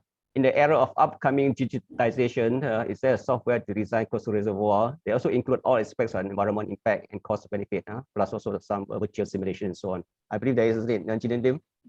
Yeah. There are plenty of software available because this is as highlighted by Dr. Teo. It's a hydro environment. You need to involve hydrology modeling, hydraulic modeling, water quality modeling, salinity intrusion modeling, sediment modeling, the flood, coastal flood modeling, all this. So definitely there are plenty of software available. No issue. Include the cost benefit and so-called environmental impact as well. I think this could be included. Right. Okay. Dr. Teo, you want to add anything to this? Yeah, I agree with Engineer Lim. Yeah, agree. Right. Okay. I think that's about all I can see from the chat box in terms of questions, and also from those Facebook that I received on my WhatsApp. Maybe I just want to double check with Alicia or Mr. Sheldon. Did I miss any questions from anybody? I think all have been addressed. All right. I believe that there could be some other questions. If any one of you, dear participants, if you have any questions, you can always email to us to our MyCDNet websites, and then we'll take up your questions separately with the 2 eminent speakers. All right. So on that note, I think I would like to close the sessions. We have kept our time very well. Both the eminent speakers, Dr. Teo and Engineer Lim has actually did a good presentations and also keeping to their time, and as well as our question and answer sessions. I believe this is not to say a totally new concept, but perhaps I would say, if you think of it logically, it's a common sense concept. Why are we catching water just at the upstream, not down to the downstream, when we have so much water to rely on? And the whole questions on the most so-called policy makers who already think the first in their mind is that the downstream waters are polluted, and I think we should not hold this concept anymore. Whether we have coastal reservoir or not coastal reservoir, we should keep our reservoir clean, not to use the excuse that because downstream go to the cities and the and the economic activities, industrial activity, the downstream water quality is no good, and hence we should not look at coastal reservoir. All the more we should address the issues of pollutions to be detected as source, so that our rivers right up to the sea is always clean, and hence there's a potential for harvesting coastal reservoir, using coastal reservoir to harvest part of the water at the appropriate time, especially during the storm events, to capture the water and store it appropriately. And I think the question, $1 million question, is always the storage issue, as what Dato has mentioned, and where to store them. And I think the third generation, or second generation and third generation coastal reservoir is talking about, is what both our speakers been proposing, is that actually to store it on the water body itself. All right. And looking at the storage aspect, you will notice that development of coastal reservoir in many areas has also taken another turns, where the land development, when there's a water body of a coastal reservoir to be developed, the land development surrounding or adjacent to the coastal reservoir in terms of appreciations will go up, hence enhancing the so-called socio-economic aspects of the cities itself, especially the coastal city. So I think with that, ladies and gentlemen, I hope all of you have actually gained sufficient information in terms of our appreciations, in terms of potentials of coastal reservoir, so-called development and implementation applications in Malaysia for the purpose of water resilience and water security in Malaysia. On that note, I would like to really thank our two eminent speakers, Dr. Yenn and also Engineer Lim Sin Poh, for the very excellent presentations. And also with that, I would like to close the sessions and really thank all of you for coming to this event for MyCDNet. So as I mentioned, we will certainly warmly welcome all of you to join both MyCDNet as well as the Malaysian chapter of the International Coastal Association, the Research Association. All right. Okay, On that note, I wish you all the very best, and please stay safe. I hand you back to our secretary, host, Mr. Sheldon. Anything to announce to the participant? All right. Once again, thank you very much for the participation. I think you're very active, dear participant. I also would like to announce that perhaps, as I said, MyCDNet has been very dynamic in terms of carrying out all kinds of so-called training sessions. More so at this point about pandemic, we are going to have a lot of webinar, and let me assure you that there are many more coming up. Keep your date open and watch out for our next function. We'll be touching on groundwater, next session next month. Mr. Sheldon, I hand you back to you. Any announcement to our participants? Thank you very much. All right. Thank you, Dato. Thank you so much also to our presenters today, Dr. Teo and Engineer Lim Sin Poh. Very informative information. And as mentioned inside by Alicia, MyCDNet will be either emailing out the PDFs or having the PDFs of the presentation available on the website, the MyCDNet website. So everybody is encouraged to go to the website to check maybe another 3 working days, hopefully, for the slides to be up there. There is also, just for participants today, there is an evaluation form that we would appreciate for you all to fill up.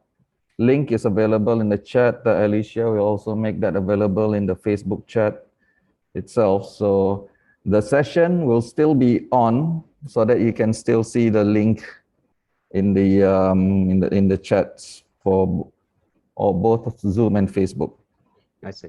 Anything else you would like to add, Alicia, in regards to upcoming evaluations or? No, you've basically covered everything. Thank you. Thank you everyone for coming. All right. Okay.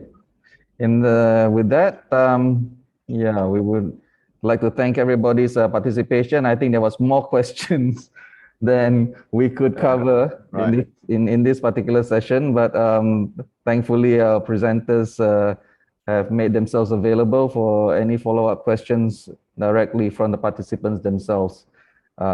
So thank you very much, everybody, for your participation. Thank you very much to our presenters today and our moderator, MyCDNet. Thank you very much for allowing Astris to be part of your session. This is Sheldon from Astris IWK signing out from this event. Right. Okay. Thank you. Thank you, our host, Yeah, thank you. Mr. Thank Shadan, you, everyone. and also the two Take care, presenters, take care. and everybody. Okay. Thank you and stay safe. Bye.